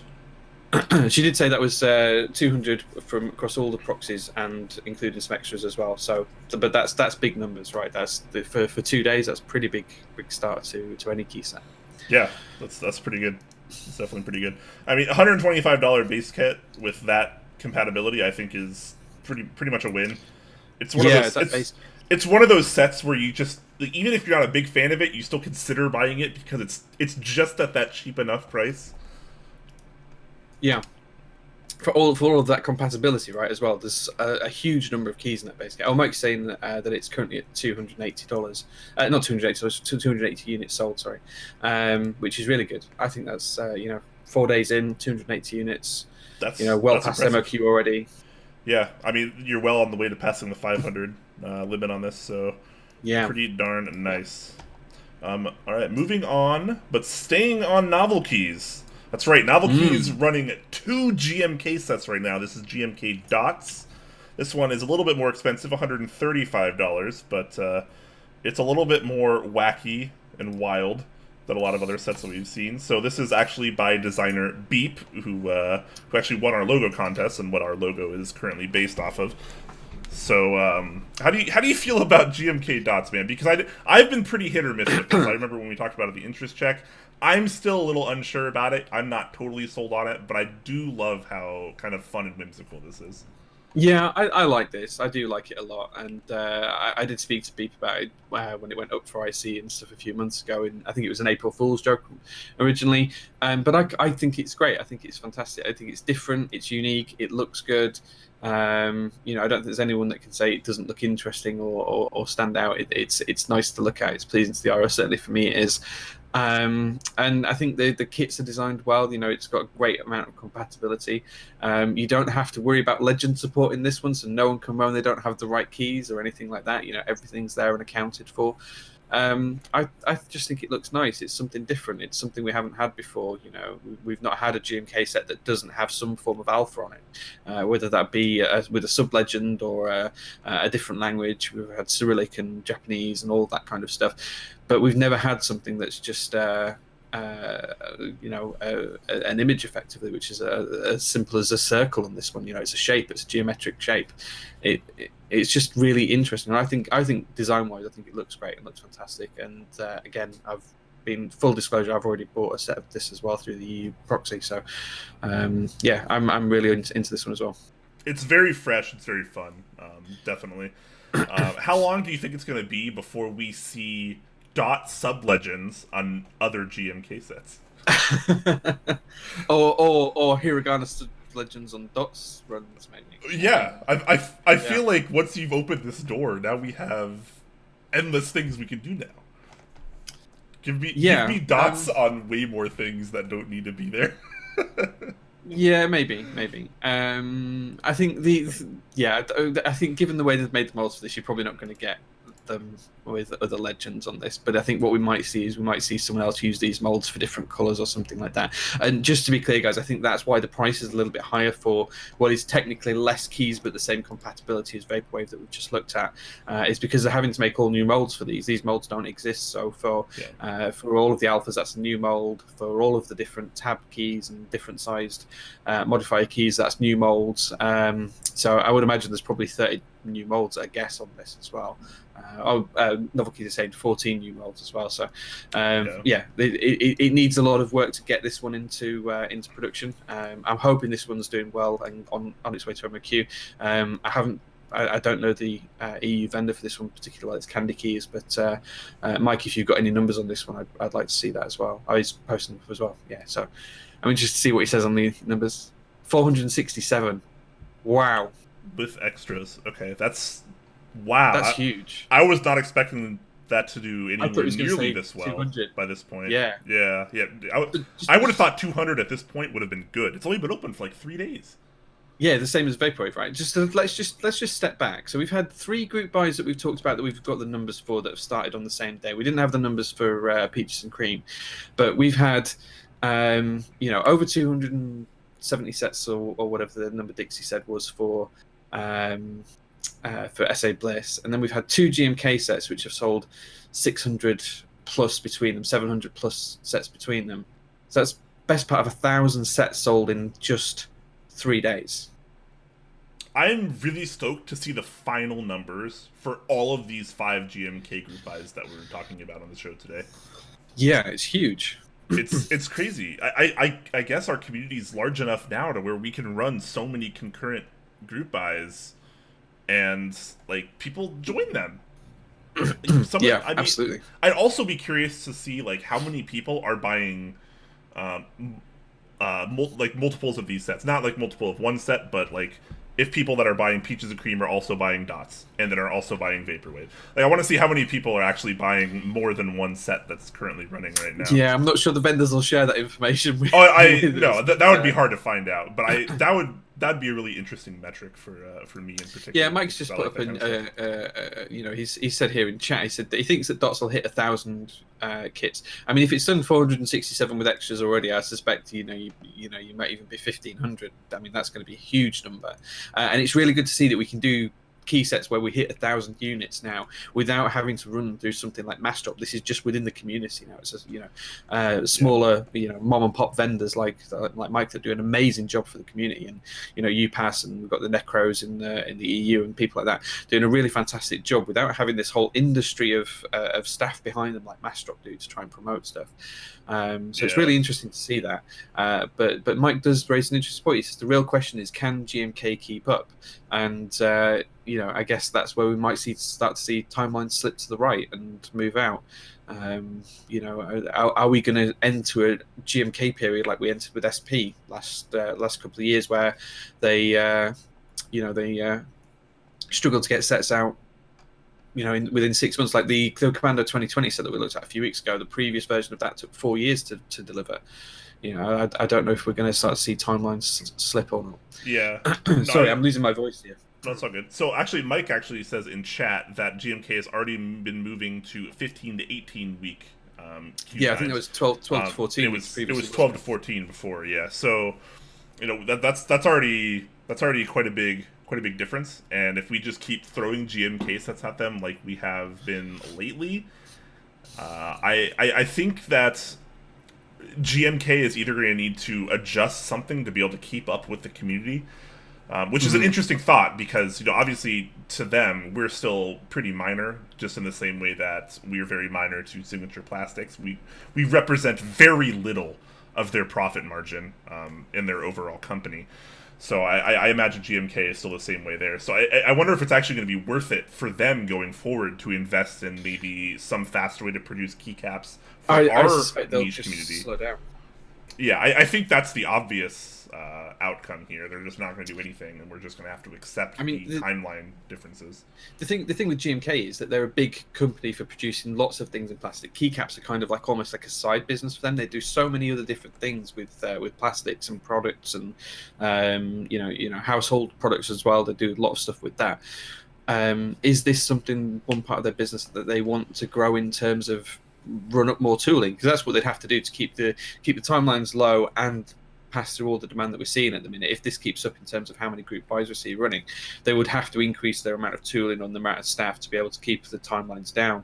I think the easiest answer for them right now is to push the timelines out instead of doing like we've seen now. It's gone to 15 to 18 weeks instead of 12 to 14. Maybe we see that move to 20 and 22 and 24 weeks and start to get up to 6 months lead time again. It's going to be interesting to see how that does change. And I know that and Mike's in here, this is in chat as well, I know that GMK like to do this for the community, and that they're all into doing it. And it's great to see that, and it's great that they'll work with the community as well. And I know they wanted to work a lot closer with vendors as well from my chats with Christoph. It is going to be interesting to see how they react to this demand increasing over time. Yeah, definitely. Also, I'm just going to take a quick moment to apologize for all the fireworks you might be able to hear in the background of the stream here. 4th of July here, Independence Day, so people outside my apartment are lighting off fireworks and stuff. Even though it's not even dark yet, it's still like sunny out right now. Because people are weird. I don't know why they do that. You gotta wait till it's dark, man. Yeah, people are strange. weird. But yeah, so Yeah, I and apologize for all apologize. those explosions outside. Well, while we're doing apologies, I apologise if I lose my voice as well. I had a small procedure done on my throat earlier on this week, and I'm struggling to keep my voice for the show at the minute. So I do apologise if I lose my voice as well. Yeah. Hey, it is what it is. But let it be known that we still do shows on holidays. We've done Thanksgiving shows, we've done Christmas shows, now we've done 4th of July shows. We don't take breaks for holidays, boys and girls. But anyways, Okay. back to GMK Dots. Looking pretty darn nice. Base kit, $135, very reasonably priced. Very fun, fresh set that seems to be selling very, very well. So Very well. Are you going to join it, Brian? No, I don't like Dots enough to join it. If I'm going to join one of these group buys that we've talked about already, it's probably going to be Peaches and Cream. Okay. If I'm lucky, I'm only going to be able to afford one of these. If I'm lucky. So Sure. I understand. I have to pick and choose, and Peaches and Cream, I think, is my favorite out of the current group of sets running at the moment. I do like Bliss also, but I just don't really care for using SA, so it's too hard for me to justify spending $135 on a set that I'm probably not even going to use. Sure. No, I understand that. Makes sense. Yep. Anyways, this group buy is going to be open until August 2nd, so you have still practically a month to join this. Same goes for Vaporwave. 467 sets in 3 days, and best part of a month left to go. It's going to be interesting to see where that number goes up to. Yeah. That's crazy, yeah. And this is also, like you mentioned before, this was an April Fool's joke. So this is now the second GMK key set April Fool's joke that has been turned into reality. Previously GMK Himon, which was also last year's April Fool's joke, and now this one was this year's. So pretty cool stuff there. Glad they went along with it, and glad people are enjoying it. Yeah. So to round out our key set news today, we have one final GMK drop. This is the GMK Pulse key set by Mito over on drop right now, and this is a set we've seen in the past. This is no stranger. We've seen SA versions of Pulse, I think, 3 times now. We've had round three 1, 2, rounds and of 3. Pulse, yeah. So now this finally coming to GMK version, and if I'm being totally honest, I don't think it looks nearly as good. I just think those colors don't work quite as well on the GMK format. It looks nice, but I'm not in love with it. How do you feel? I'd agree. Yeah, I think this is an SA keycap set, and I think part of the challenge as to why we may not like it and the GMKs that we've just seen it so often now. It's been run 3 times in SA. There's been variations of it with metalets and a few of the different bits and pieces as well. I think maybe we've just seen too much of Pulse for a while. It might have been something that I'd like to have seen further down the line than right now. For that reason, personally, I'm not going to join it. That being said, it does look like the kit's been fairly well thought about. There's a lot of... You still there, dude? What? Yeah. Oh, the stream's gone offline. The stream went Unless offline? that's just me. Uh-oh. Oh no, it's back up. It's come back up. I'm sorry. I thought the stream had crashed. Then might just be me. Just me. Hopefully it's just you, because that's like the best outcome here. Everyone else says it's still up. Okay. Yeah, it just went. It went to the offline screen. I was like, why am I seeing our offline stream?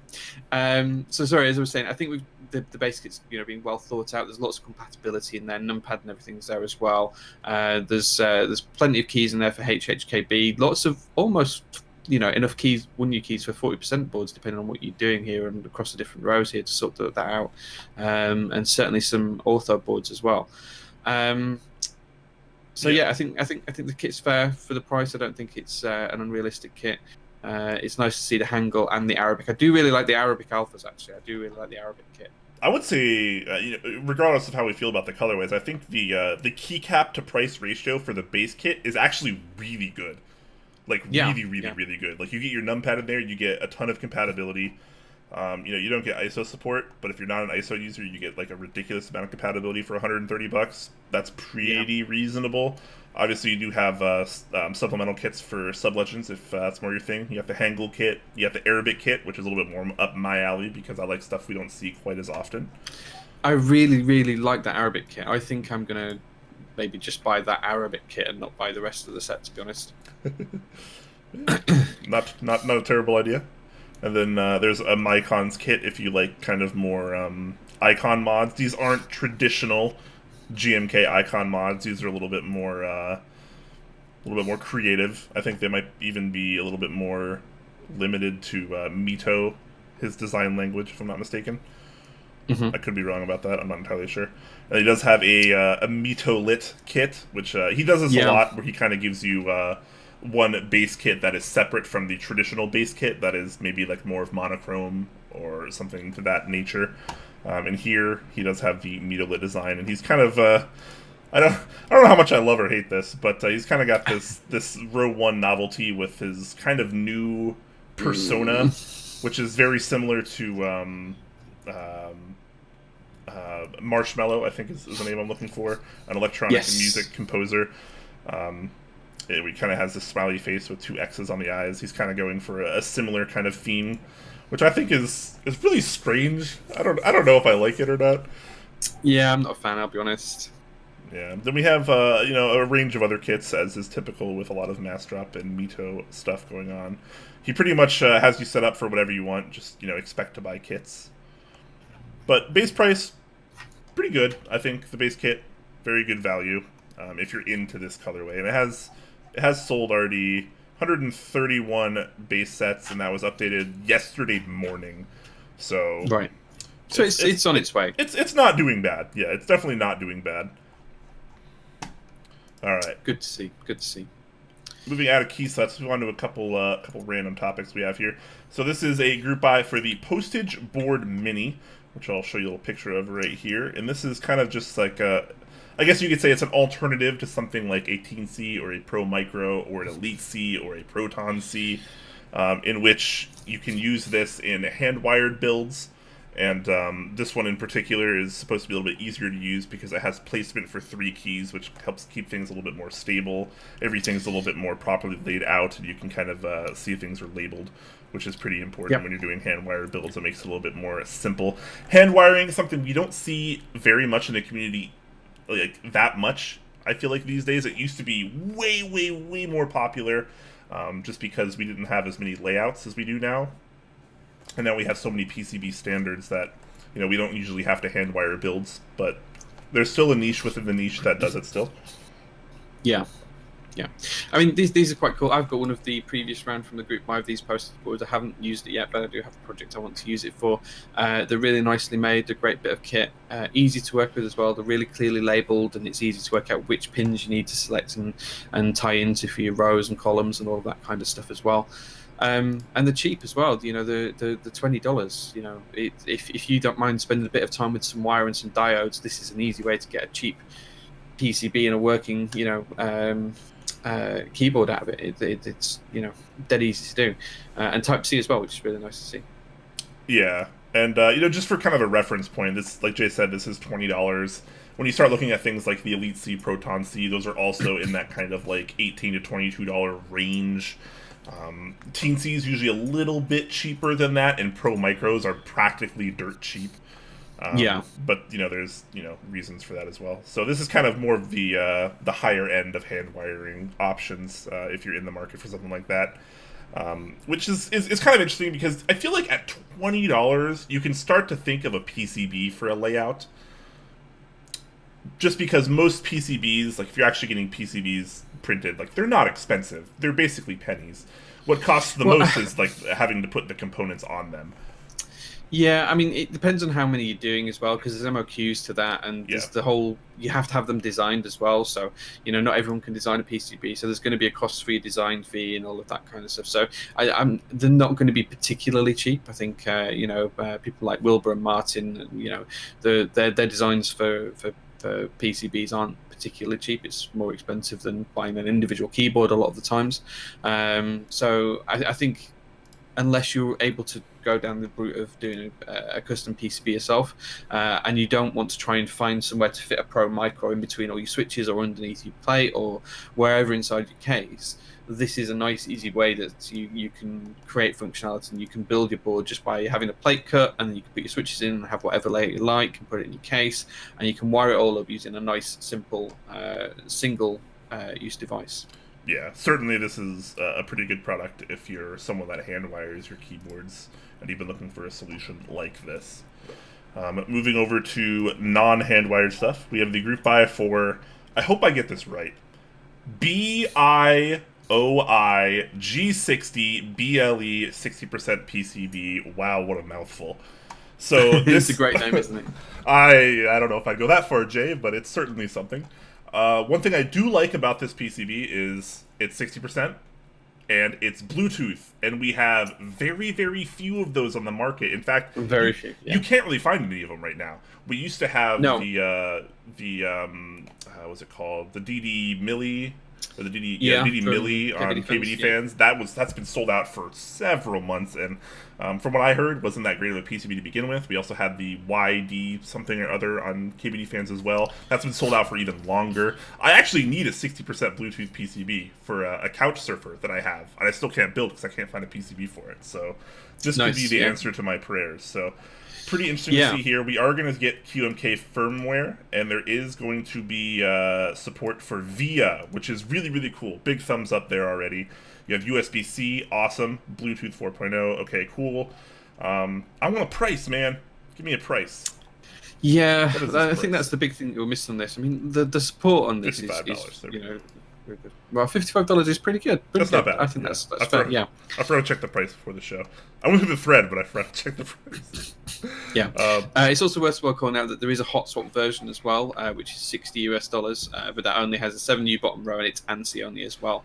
Yeah. Although fun fact about this particular layout, and I think I put this in my notes too. Yeah. So this is the first hot swap PCB. I think it's the first hot swap PCB that does Sangon with a full 2U backspace. Normally, when you see all the Sangon hot swap PCBs, they also have HHKB split backspace. Yeah. So interesting. I'm glad to see that because this is actually my preferred layout aesthetically. This is what I try to do the most of.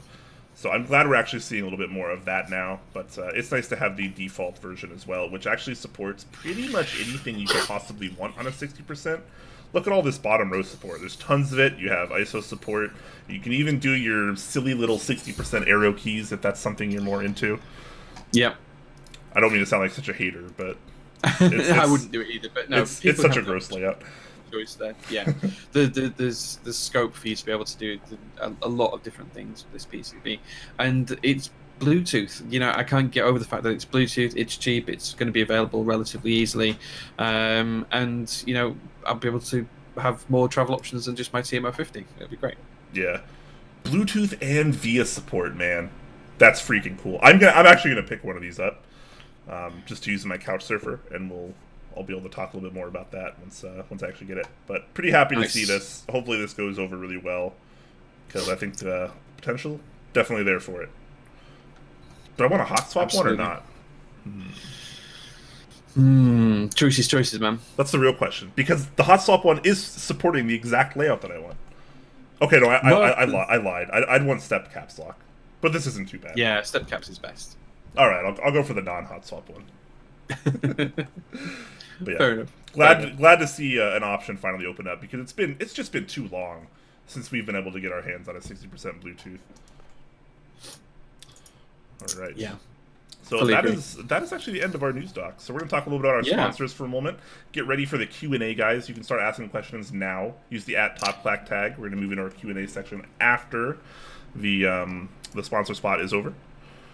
So I will go ahead and start us out. So let's start with Zeal Generation, one of our awesome sponsors, where you can find lots of different custom keyboard switches mainly. You can find all sorts of different things from linears to tactiles, silent switches, both linear and tactile. He's got you covered no matter what you kind of want, and all these switches, pretty darn good. I've been really, really, really liking the Zelios and the Helios in particular lately.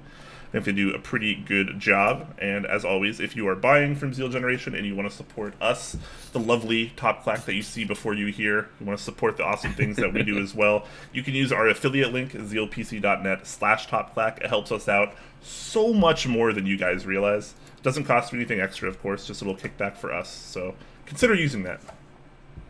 Yeah, absolutely. And speaking of awesome sponsors, next up we've got Novel Keys. So Mike's got a range of different things on the site, a lot of what we've already talked about today. So if you're looking for a key set and you're looking for GMK, you've got a couple of great options at the minute. You can look for GMK Vaporwave if you want that Vaporwave aesthetic, that kind of 80s vibe. If you're looking for something a bit more unique, a little bit different, a little bit, maybe Mimi and April Fool's Eve, then feel free to look at GMK Dots, which, we've talked about earlier on, is a fantastic looking set, and it's very unique and very different. First time we've seen something like this from GMK. If you're just looking for an add-on kit, there is Zondat's GMK Korean Beige add-on, so this will fit any L9 set that you have. So anything that's something like 9009 or any OG set, you can have some nice Korean alphas with those lovely sub-legends too. But if you're looking for something like a board, then maybe you want to check out the NK65, which we took a look at last week, which is a kind of interesting, unique take on a whole new mounting system and a screwless case design with a wonderful PCB designed by Yanka, and he regaled me with a great tale about half an hour tonight in the pub, telling me about how long it took him to design the PCB for this. So so feel free to check that out as well. And don't forget that Mike's got all of the stuff that you might need: switches, bottle openers, you name it, Mike's got it these days in stock. T-shirts, it's all there. And whilst you're there, if you do want a small discount, then you can use the code CLACKERS, which hasn't changed yet. That's still CLACKERS, Clackers. And I'm sure that'll be changing soon, but it's not changed just yet.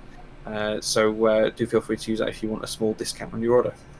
Yep. Next up, we have Chrono.store, where you can find Input Club's products from Night Foxes and White Foxes, very popular boards. You got a lot of different Hex Gears boards as well, which are great for entry-level stuff. A lot of them have hot swap, RGB, very low price points. Good stuff. We have the upcoming Keystone Mechanical Keyboard series, which has those new Kale-style switches that have the Hall Effect style sensing in them. Really looking forward to that. Hopefully we get to check out some of those pretty soon. There's also the group buy still open for Commando 2020. That's more up your alley. The group buy for the Kira Stealth, which is an all-metal version of the Kira 96, if you're more into that. And they have the Solar Summer sale going on right now, where you can actually find some even cheaper, nice little entry-level keyboards, as well as the traditional Kira, if that's more up your alley. Excellent. Okay, jumping over to KBDfans now. So KBDfans have got a range of different things. First thing I want to call out today is they do have a new HHKB module, Bluetooth mod upgrade module that's available for pre-order at the minute.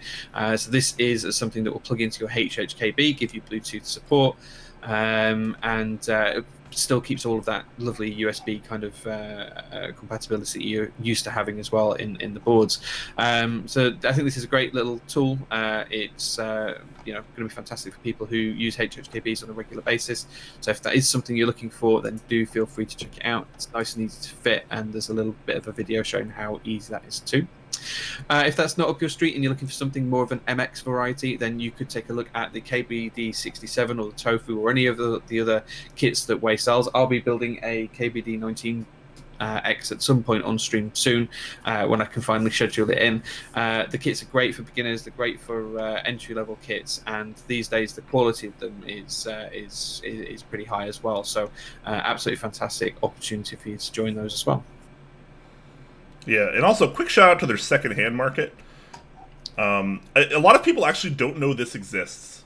Like seriously, it goes so underused. I feel like sometimes, but they basically have like products that are maybe like slightly damaged. Maybe there's a scratch. Maybe the anodization isn't perfect. And if you're one of those people, like a lot of people like me, that may not care for some more minor issues, you can often get really severe discounts, really serious discounts for a lot of this stuff, which is really cool. So if you're into saving money, so this is like always changing too. Sometimes they have full complete builds here for really cheap. So always something to keep in mind while you're perusing KBDfans. It's a very underutilized section of the site. And finally, we do have Dixiemech you can find over at Dixiemech.com/TopClack for our affiliate link, which would be freaking awesome if you guys want to, maybe purchase SA Bliss like we talked about earlier. You can use our affiliate link. Helps us out quite a bit. So just like we talked about earlier on the set, $135 SA Bliss set, looking pretty darn awesome. He also has some relatively fresh desk mats, if you haven't seen his new designs. I'd show you the one I'm using now, but I'll just show you it on stream because it's a little bit easier instead of me having to pull it up. It's got the home sweet home as well as the floral kind of pattern. Hurry up and load, site. What are you doing? Sheesh. Maybe my internet's having issues now too. So it's the floral design here, all $17, pretty darn inexpensive.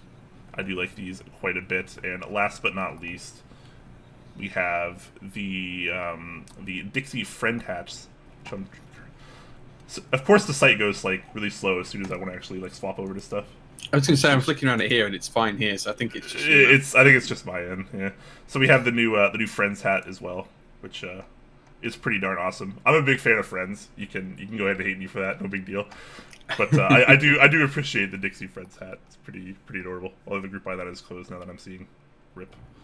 But anyways, yeah, consider using that affiliate link, guys. Dixiemech.com/TopClack if you do plan on buying from there. Anyways, let's move back to our Q&A. We already have some questions rolling in, but obviously feel free to keep them going. Use the @TopClack tag so we can see them a lot easier. Yeah, and speaking of which, we've got a couple of questions come up already. First one's from 10 Strong. He says, Top Clack. First one, about to lube and film some broken-in GAT yellows with 205 grade 0. Do you guys lube your top housing rails at all, or any parts of the top? Nathan doesn't, Walker does, so I don't know. Personally, if I'm using 205 grade 0, it's that thick of a lube, it's going to transfer to all the different areas. If you're putting 205 grade 0 on your stem, that's going to transfer onto the top housing and everywhere else that it touches that it needs to. So I don't feel like you have to do them personally. I don't know if Brian differs in his choices, but I don't lube top housings. I have before. I think it's fine. I don't think there's really like a right way to do it, obviously, just like most lubing procedure. It's something you either try it and you like it, or you try it and you don't like it. I generally don't. But if you're looking for a quieter switch and maybe a slightly deeper sound, you can definitely consider lubing the top housings. 205 grade 0 is already going to give you a pretty deep and muted sound anyways, just because it's a pretty thick lube. For sure, yeah. Yeah. Next question is from Neuro Winton. Says, did you synchronize your t-shirts to the ANSI and the ISO colors of the new logo? Not consciously, no. I didn't think of color coding my t-shirt. It just happened that way. No, yeah. I mean, me being colorblind, obviously I don't think about that stuff. Yeah, it just sort of happened. But fun fact, though, t-shirts and other apparel and such coming soon. Now that we have all of our stuff finally done, we can start with t-shirts and such. Maybe even deskmats? Maybe. We'll see. Maybe. Just maybe. Just maybe. Yeah, I actually do have a surprise for you. I'm not going to tell you what it is, Brian, but I do have a surprise for you that you're going to get at Mod House when we get there. Oh boy, I do like surprises. It's a big surprise. It's very big. Whoa! Whoa! All right, let's move on to our next question here. So I don't have to think more on that. 10 Strong is asking his second question. Do other people first then go back then when you... Wait, what? Okay, no, sorry. That's precursor stuff. Like I was saying, I wanted to replace/sell my Poker 3 RGB, never use RGB, looking for value. I really want to have it a wind keyless blocker that looks smooth if possible. I was thinking maybe IDB60 or that Bluetooth PCB with an affordable case, but I'm not too sure, or I'm not aware of any that have wind keyless blockers that are affordable. Oh yeah, affordable wind keyless blockers for 60%. I mean, the IDB60 is the option, I guess, because I think it's done only $160 or something like that. But this is the original run. This is the Secret 60, which you'd like, Brian, because this has got mad flex. I don't know if you saw this on my stream the other day, but this is super flexible. There's about a half a centimeter of flex in this. It's just crazy. When just in normal typing, there's just like ton of flex. It's just crazy. I'm trying to show you. If I press there, you can kind of see that the whole board just flexes. Yeah, I think in terms of just pure value, the IDB60 probably the best option right now. You could make a case for the win keyless Tofu as well. That's another win keyless high profile board. Looks pretty nice. It is quite affordable. I think it's somewhere around $150, and that comes with a hot swap PCB. It does have an integrated plate, which is a little bit more controversial. A lot of people dislike that. Yeah. Some people like it. So lots of things to consider depending on what other feature set you actually want.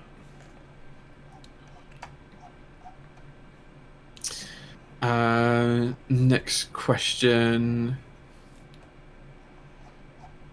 Scrolling down, I can't see the next question. I don't think there are... Talisman saying we're going to spoon each other. Maybe. Well, anything could happen. Anything could happen, yeah. The IDB60 group buy has ended, just to be clear, Melody, as well. It has ended, but you might be able to buy a spot. I've seen a couple of people advertising spots on the top Clack mech market, so do feel free to take a look at that if you need to. Yeah. Yeah, I think it... How many... Was it limited? I think it was limited to 50 from Candy Key... not from Candy Keys, 50 in the EU, and then 50 from UPass as well. I think that was Canon Keys. I think that's what it was. That's not too bad. There'll be some... 100 boards. There'll be some out in the wild. Yeah, yeah. The Mirari saying at Top Clack, I think there's another key set group buy on Keycap Google form only. SPSA 128K for AE. Yeah, sorry if we've missed it. We don't always grab everything. Yeah, it's not always possible to get everything for us. Yeah, we're just sometimes gonna miss things. I'll make a note and I'll try and dig it out and put it onto next week's news doc. Yeah, I thought that already went to group buy. I guess I was wrong. I don't think we've covered it though. I think it might have been in group buy for a little while and we just haven't covered it. I don't know if we missed it last week and then we've not missed it. We kind of missed it this week as well. Yeah, we talk about so many things. It's hard to remember things on per topic basis sometimes. Tal's been asking upcoming builds. Tomorrow, my plan is to actually do a stream where I rebuild my Kepler with a palm plate and some Zealios, some lube Zealios. Nice. So I can get a totally different feel in my Kepler than I currently have, which is a carbon fiber plate with Gateron inks. So I'll be going the palm route, and I'm really excited to try that. So that is the planned stream for tomorrow. There shouldn't be any interruptions. I do believe unless something emergency happens, I will definitely be streaming tomorrow. Excellent. Yeah, so look forward to that. Yeah, I've got a build coming up on Sunday. I'm going to be building the Equinox, which is the new 40% from Pona. So this is it here, win keyless blocker 40% with ISO support, I might add, which is really nice. This red has come out absolutely lovely as well. It's very, very similar to the Zeal red. And it means that I've got 3 red boards now, of varying shades. But yeah, so I'm looking forward to building that up. And I may do my gingham kit as well on the same day because the 40% is not going to take me long to build. It's probably only half an hour's worth of work, so I'll probably do the gingham at the same time as well and do both boards and build them back to back. What is the gingham? The gingham is this one. It's one of the things I've got earlier on. So this is it's also something we should cover on the show actually, but it'll be next week now because I think the group buy's only just gone up. But this is actually for sale on Mike's site as well. And it's a bit like the plaid type layout, only it's 60%. But it's very much in that kind of style. So it's 2 PCBs, but you put all of the diodes in yourself, and it's got that kind of banner at the top as well. So yeah. Gotcha. Yeah, that exposed diode aesthetic. Yeah, yeah. But this one's a little bit different. It is a little bit different. It's got some nice markings on there as well. Yeah, Pat's asking, what case are you going to use for your BLE60 PCB for the Couch Surfer board? So the Couch Surfer is the actual enclosure. 1 second. I have it just on screen here.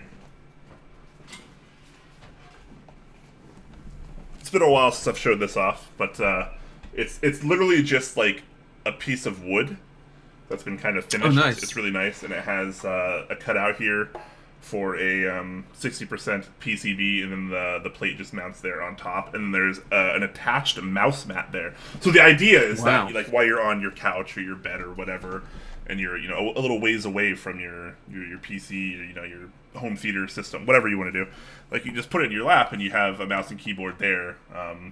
Bluetooth, wireless, whatever, across the room. So pretty excited about this because I'm moving pretty soon, and I'm gonna get a new TV, and I'm gonna have it a little ways away from my bed. So when I actually just want to lay in bed and do stuff, this will be the route I take. And it was really unfortunate timing because I got sent this by the guy that makes them for free. He just asked me if I wanted one, and I was like, yeah, absolutely. So he sent me one. Yeah, it's really cool. So that was pretty cool. And I went to go buy Bluetooth PCBs, and there were none to be found. So this has been just kind of sitting in my room waiting to be built for so long now. That is really cool. I really like that. I'm not sure I'd use it, but I do really like it. Yeah. I mean, I just use it while I'm just chilling in bed and stuff. Home theater PC across the room. It's going to be good. Leather-wrapped keyb win? I don't know. It's a good question. Nice, yeah. Nothing with a bit of leather. I have actually seen... I've seen that before. Kind of. I've seen a leather midsection on a custom 40% PCB before. But I guess I've seen a couple of boards with leather bases, so instead of having bump-ons in the corners, the whole base was milled in like a groove, and there was a piece of leather sat in there. I've seen quite a few boards done like that in the UK. Yeah, that's pretty cool. 10 Strong asking if we can see your break-in machine. Oh, the Switch breaking machine. Yes. I mean, I would have had it on stream tonight because I know you were asking about this earlier on, 10 Strong, but it's in the garage, and it was after midnight when I got home from work today, and then it was 2 a.m. when we started streaming. So, yes, I'll show it on stream on Sunday. I'll dig it out and I'll show it on stream, on the build stream. Cool. Nice. So we're actually caught up on questions. Not very many questions today. But, people probably out doing a 4th of July thing, so not terribly... They're probably eating a ton of turkey, I would imagine. Turkey? No. What? Do you guys not eat turkey on special occasions? Not for 4th of July. So in America, 4th of July is a big barbecue day. Right, okay. Barbecue is generally what you eat. Some kind of barbecue. A lot of times burgers and hot dogs, that kind of stuff. Very, very American fare. But nice. Yeah, that's the food of choice. And cheap beer. A lot of people drink really cheap beer. Cheap beer. Nice. Yeah, Nothing wrong with cheap beer. Americans are weird, man. MK Ultracore is asking what kind of beer today. So have you been drinking any beer today, Brian? I have no beer right now, so none. I might go to the store after this and get some. I still have a lot of top Clack work to do after the stream today, so I don't know how much I'll be drinking, but maybe I'll run to the store and pick something up. Who knows? Sure. Celebrate my independence. I think I had 6 pints of stout earlier on. So yeah. Six pints of stout. Yeah. It's a good. It's a nice casual setting. It's a lunchtime drink, I guess. Yeah. Yeah, just a little snack. Yeah. TRG345 subs with Twitch Prime for 2 months. Thank you so much, Thank you, man. Appreciate that. Yeah, we appreciate that. Turkey legs are valid. Yeah, I guess. I don't know. I all these places I've been to that do 4th of July celebrations or get-togethers or whatever. It's always some kind of barbecue. I turkey legs make sense, but I've never seen it out here. Fair enough. Is it Thanksgiving that you guys eat turkey then? Is that the turkey holiday? Yeah, that's the more common protein found on Thanksgiving. Okay. Yeah. Turkey. A lot of people also eat it for Thanksgiving. I've always been more of a prime rib or ham kind of person for Christmas. But a lot of people on turkey for Christmas as well. Yeah, that's fair. Starson saying Jay casually admits being an alcoholic. I'm not an alcoholic. No, I only drink 7 times a week, so it's fine. If you think 6 pints makes him an alcoholic, then hooey. Yeah, 6 pints is that's not that much. It's like a regular lunchtime, to be honest. If we go to the pub once a week on the lunchtime, then you do 6 pints in a 2.5 hour session on a lunch break. Oh, yeah, 2.5 hours. That's not even that much beer for 2.5 hours, honestly. No, it'll be 4.5 liters, something like that. Yeah. Sheesh. LVI Basting. Isn't 6 pints a lot? No, not really. 6 pints is... Not for an experienced drinker. Not to be confused with alcoholic. Yeah, I mean, you guys don't do pints in America, do you? No. We never call them pints. I'm aware of what a pint is, but... Yeah, I mean, it's more than 500 milliliters, and it's less than a liter. Yeah, It's kind of somewhere in between there. Yeah, a lot of pubs out here actually use the English pint glass to serve beer in. So it's like Oh, right, okay. we don't call them pints, but we're drinking pints a lot of the time. Right. Okay. Okay. Interesting. Interesting. Yeah. All right. So we go by the barrel in the UK as well, but a barrel is measured in pints. So there is X number of pints to a gallon, and we'd have like a 9-gallon drum. So we do the same thing. We'll do one final call for questions, guys, before we head out. I don't see any more that we missed, so just one final call, guys. If you guys have any last-minute questions, make sure to use the @TopClack tag so we can get to them before we head out for the night. Frisco Melt asking, what do you think of boards with in-switch backlighting? In-switch backlighting? I don't really care about switch lighting too much. So I don't like putting in the extra effort to do in-switch lighting. If the board already has SMD RGB, then cool, whatever. I'm all for it. Maybe I'll use it, maybe I won't. But it's been a couple years since I've actually went so far out of my way to install switch lighting. Yeah, I don't use it at all. I've not got any boards with it in recently. I think it's only ever customer builds if I do them, which is very, very rare. It's just not worth the effort. Do it. Yeah. It used to be really popular, too, before we had SMD LEDs. Before they were more common, at least. A lot of people would put, like, white LEDs in their build. Tenstrom can hear the birds in the back gardens. Oh, yeah. It's starting to get light. Apologies, guys. Jay needs to go to bed soon. Poor Chop Express asking what our favorite fireworks are. I don't really care about fireworks, honestly. I haven't since I was a kid. It was cool when I was a kid, but now I've just I see them so often, it doesn't really matter to me that much. We're not really big for fireworks in the UK, so I couldn't name a type of firework, to be honest with you, other than like things like Catherine wheels or rockets. But I couldn't be more specific than that. It's not really a big thing, isn't fireworks in the UK? We do have what we call Bonfire Night, which is where we celebrate someone trying to blow up the Houses of Parliament in London and failing to do back in the 1600s. And we celebrate that once a year, but that's more about having like a nice big bonfire, and we have like jacket potatoes, and we'll hold things over the bonfire and toast them like you guys do when you go camping and things. But we don't really do fireworks that much. Yeah. Talisman says Quakeham's only interested in the 2019's crevice lighting, the new trend. You're damn right, man. Give me more crevice lighting.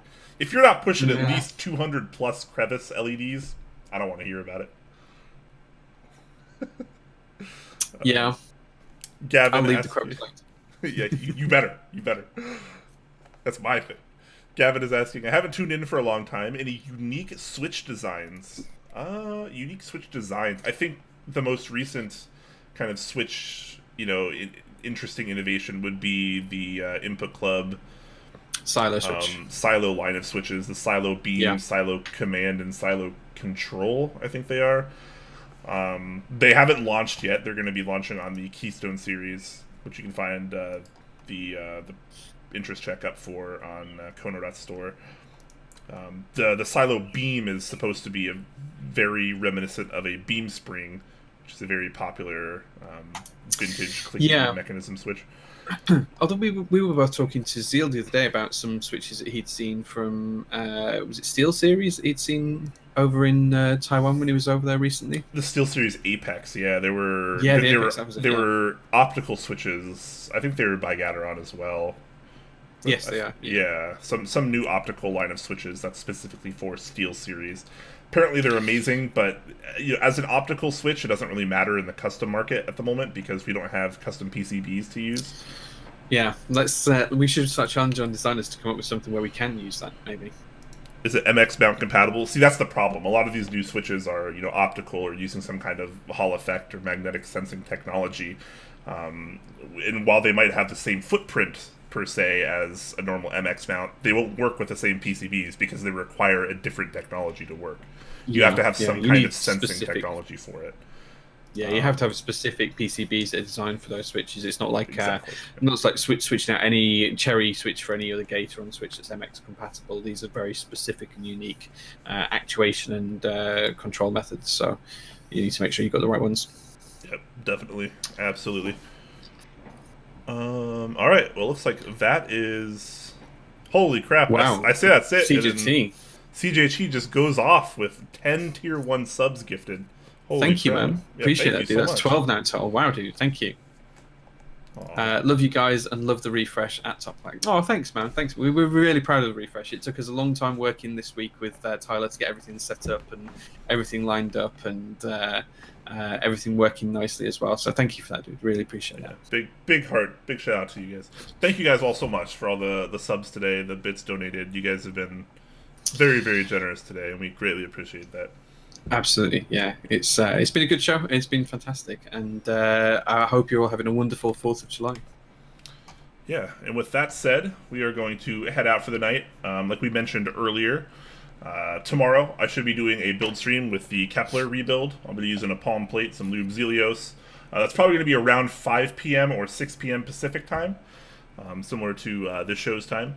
Jay has a build stream on Sunday, just like most Sundays, at 12 p.m. Pacific time. Yep. So you got those to look which forward is to. 8 p.m. in the UK. I'll be building the Equinox 40% from Pona and the Gingham from Yankar. Yeah, which should be interesting. Heck yeah.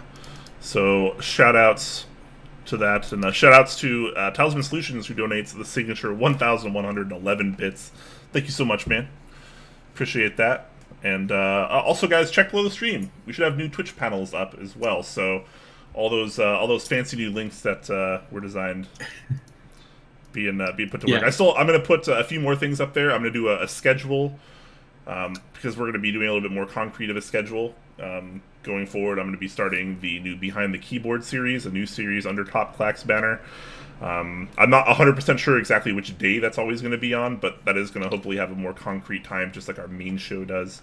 So look forward to that as well. We're still kind of amidst doing the whole refresh, but we're coming to a close on it, and it's going to be really good. Yeah, so I'll get the website updated in the next couple of days, and Brian will republish that when we've got the old website updated. And Mex on Decks will... not Mex on Decks. But I'm hoping to get one of the guys from Mex on Decks on the show to do Mech Trumps next as well. So now we've got all of our new overlays. We'll have a new Mech Trumps segment for the show, which will replace every 3rd or 4th build stream of mine. So they'll be on Sunday afternoons for you guys in the US. And I'll just skip doing a build stream one week and we'll do Mech Trumps. So, yeah.